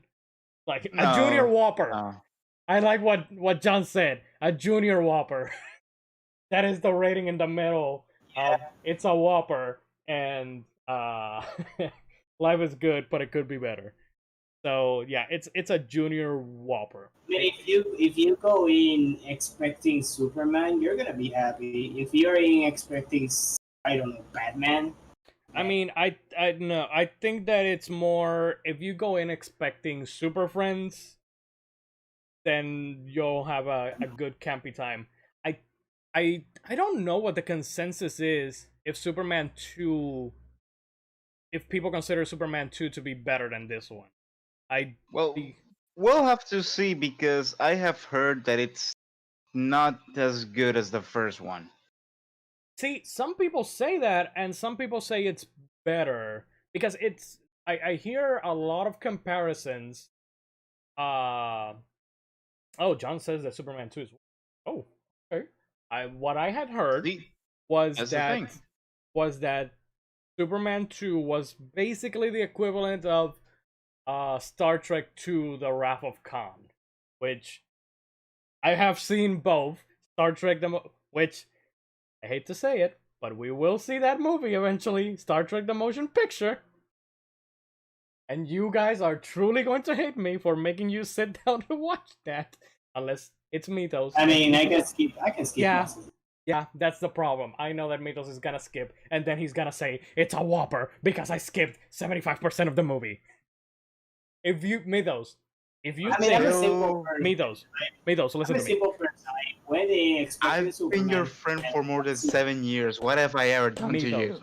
Mythos, listen to me. What have I ever done to you? Listen to me, Mythos.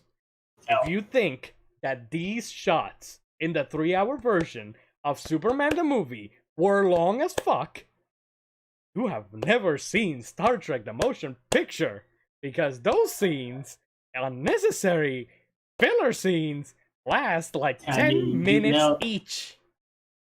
You nailed it in the head. I've never seen the original Star Trek or anything.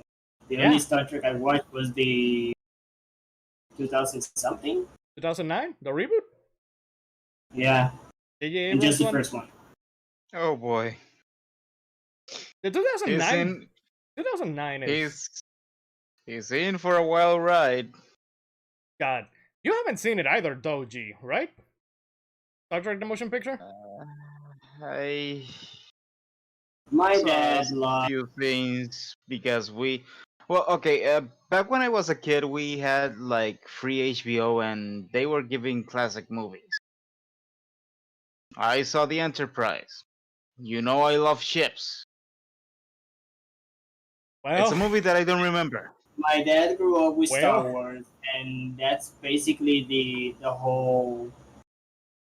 That was basically where I actually grew up. I also grew up with. I just grew up with Star Wars, yeah.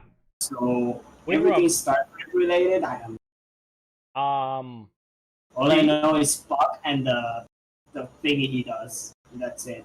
Oh, it's not Spock. It's Spa. Like, well, And it buys it. no, it is Spock, but frigging Captain Kirk just So called I him. know it's Spock. I know he- it's Spock. But you said it like Yeah. Spock. Yeah, because that's how Captain Kirk, William Shatner says Spock. He doesn't say Spock. He says Spa. He misses the C and the K. He's like Spa. Every single time he says the name. You'll see when we watch the movie. But G, if you love looking at a ship, oh my friend, oh, get ready for 20 minutes of just looking at that ship and nothing else. Trust me when I say, like John said, Star Trek is a ride. Why?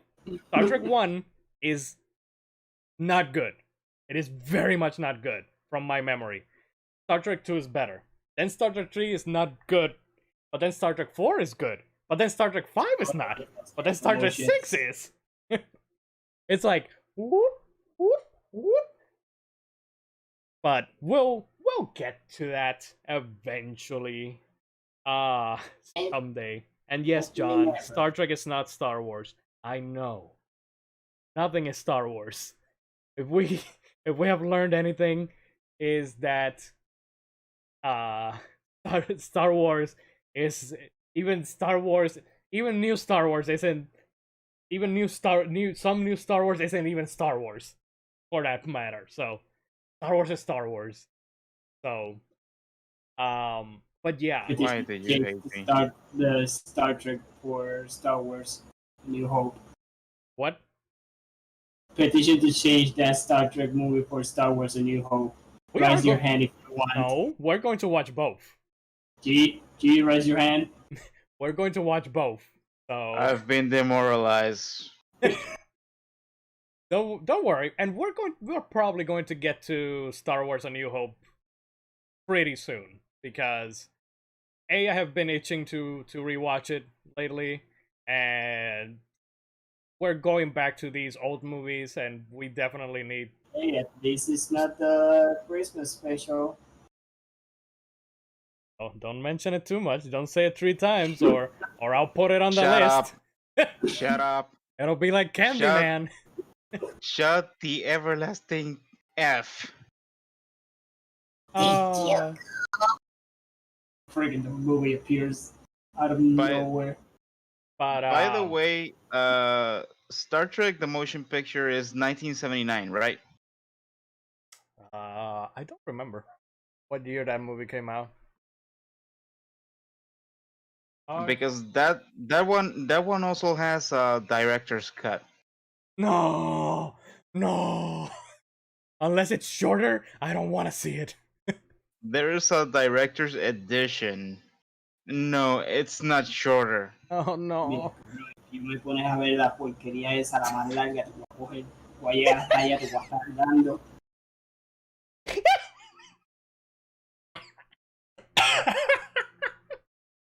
Anyway, When a Boricua gets mad, that's what happens, people. That was happened. For Mitos to start going all Boricua on us, ooh, it's time to shut it down. Shut it down. We're out of here. I haven't got my ice cream yet. Okay. I just waited here. One ice cream. Oh, I got this God. very mini ice cream, very adorable. Lion, if you put this on YouTube, I'm going to skip everything and just get to this part. It's gonna be on YouTube. It always goes up on YouTube. Also, we made it past the 2 hours. So Yeah, let's go. so much for not talking that much. No, si esto era va a ser cortito. It was is supposed to be short. This is going to be the shortest one ever. 1 hour. I started talking about the Snyder Cut, then we started talking about the movie, and here we are. You talk about the Snyder Cut for about 40 minutes. It was 30 I was minutes. I was actually- counting it. No, I was actually looking at the timer. It was 38 something when we actually started. Well, It was more than 20 minutes. Well, for That's those it. of you who missed the beginning, you can go tomorrow and look for the YouTube version and listen to me talk about the Snyder Cut for a bit, I guess. Anyways, people, the next movie that we're actually going to do is going to be Godzilla Final Wars, which Yee. I have never seen. Mythos has. He's the one who has recommended it to me. So, yeah, have you watched that one or? Final Wars. Yeah, Godzilla Final Wars. Name of the. No. No? Okay. Nope. So it's gonna be G and me seeing it for the first time, and Mythos has watched it before. So, yeah, it's gonna be very interesting. It's gonna be interesting. That's all I'll say. And I already don't like that laugh. It is going to be his revenge for me putting Star Trek the motion picture. And also because after Godzilla Final Wars, which is what I forgot about last week, the movie after Godzilla Final Wars is going to be, hey Mythos, say it with me, scream it, Mortal Kombat! Ding, ding, ding, ding, ding, ding, ding, ding, ding. I think that Mythos. Can we skip that and go to the one-on-one Dalmatian? Nope. Mythos. I'm just gonna look for the plot of MK11 and be like, yeah, I watched the movie. True. Nope. Because every Mortal Kombat is just the same. No cheats. There's no shortcut home. Godzilla Final Wars Same. 2005, right? I believe so. Yeah.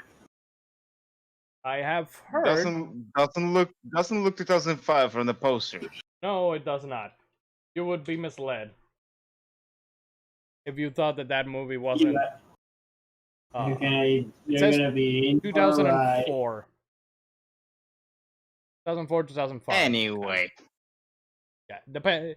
It released in 2004 in Japan. So probably Japan. 2005 here. I don't know. Anyways, people. Oh, Anyways, people, that is it for today's episode. Episode number 3 of for Mystery the shortest Movie review. Friends. Shortest episode of Mystery Movie Friends. Because once we start talking, especially me, don't shut up. That's Don't shut the rule. Final Word is Exactly. actually going to be 2 weeks from now. No Mystery Movie Friends. Next week we did back-to-back Sundays because we couldn't do Scott Pilgrim weeks ago, so we postponed it. We made it for last week. That's why we're having this episode tonight. But the next episode will be in 2 weeks. It is on the 11th. No, the 4th. April 4th. I mean the 4th. I know what days today. Shut up. Because G, you said that you had that week No, of the no, 11th. that's Holy Week. The week of the 11th is the one when I have something official to do. So yeah, the 4th. So yeah. Mythos, where can the kids find you before we leave? You can find me over at twitch.tv/MythosGaming29. Right now, I'm playing through the PlayStation 1 Legacy of Kain Soul Reaper, and it is actually fun. Oh, I do get lost, but Oh. actually fun. plot twist! We thought it would be another Brave Fencer Musashi, but plot twist. I mean, Brave Fencer Musashi started fun. Got shitty. See this one? I got a lightsaber. That's the last thing I got. So Which now is cool. it's much better. There was no lightsaber in Brave Fencer Musashi, or was there? I don't remember. I mean, you could count Lumina as a lightsaber, as a red lightsaber. It kind of Yeah, that's true. Don't. You should kind of like glow blue too, but that was when you threw it. But yeah, I've been having a lot of fun with that. On Thursday, I'm gonna be doing a taste of Tomba. I'm playing Taste? Tomba. A taste? Yeah, a taste of Tomba. Gonna be. He's gonna do a live taste. He's gonna take the PlayStation 1 disc and he's gonna lick it. I'm gonna bite it. Oh. So he's gonna do the good mythical morning, huh? Oh god. But no, I'm gonna be playing about an hour of the game. Okay. I haven't done that. I never went past the first level, so it's gonna be interesting. I've actually And- beaten. I've actually beaten that game. As a kid, I only played the demo, but then I played the full game like 10 years ago, I want to say. As a kid, I played the game, and I never managed to get past the first level. So I was, you know what? I'm gonna have John asked if you are allowed to be around kids, and then he says, "Now I'm sure he's not allowed around kids." Actually, he worked with kids before the pandemic, giving them diabetes. So Yeah, I do work with kids. I sell candies on a Oh. candy stranger candy danger, kiosk. stranger danger. And on Friday is Monster Hunter, which I made a challenge Oh that boy. I'm gonna be beating Monster Hunter Rise without ever hitting the monster with my weapon. It's gonna be hard as fuck, but I'm gonna do it. Try and I'm gonna do it. Wow. Okie dokie, it's your funeral. I mean, there's plenty of ways to deal damage to the monster. Of course, the main way of damaging the monster is by you smacking the monster with your huge ass sword, which I'm not gonna be using a huge ass sword. I'm gonna be using my puppy. I'm gonna be using a dog, a cat, bombs, and other monsters. That sounds like animal cruelty, but okay. We Yeah. have Pokemon. Exactly. Pira is at the door. Pira's at the door. I Wants mean, to have Monster a word Hunter with you. Stories is kind of like Pokemon. That counts too. Anyways, Details. details. Anyways, I'll be back. See where we can find you. At my house. Awesome. Thank you. Anyway, At, now at www.myhouse.com. does that exist? www.lamorcillacaliente.com. Anyways, I'll be back on Tuesday with Mega Man Zero. It doesn't work. Gonna be It a doesn't one. exist. It's gonna be a one and done. And then on Wednesday, going to be another episode of First Strike. But I'm gonna get. Then on either Friday or Saturday, Kingdom Hearts. And then on Sunday, since there will be no Mystery Movie Friends, it'll be another episode of Indie Strike. So, yeah, make sure to go follow Mitos at twitch.tv/Mitos Gaming 29. And follow me here on twitch.tv/ Go follow me. Go follow Lion. Go follow G at the same URL. Commander Lion. You can follow all of us at the same URL, twitch.tv/Commander Lionheart, and Pornhub.com/ look for the videos up on youtube.com/Commander Lionheart. Oh boy. This has been a swell evening talking about Superman. So, until next time, people, stay your hearts, you're getting key. And remember, stay inside, stay alive, stay hydrated, be kind to everybody. Please do not use your X-ray vision to see what the ladies' panties are, and have Just a ask good her. night. Just freaking ask her. I do it all the Good time. night, people. All right, good night.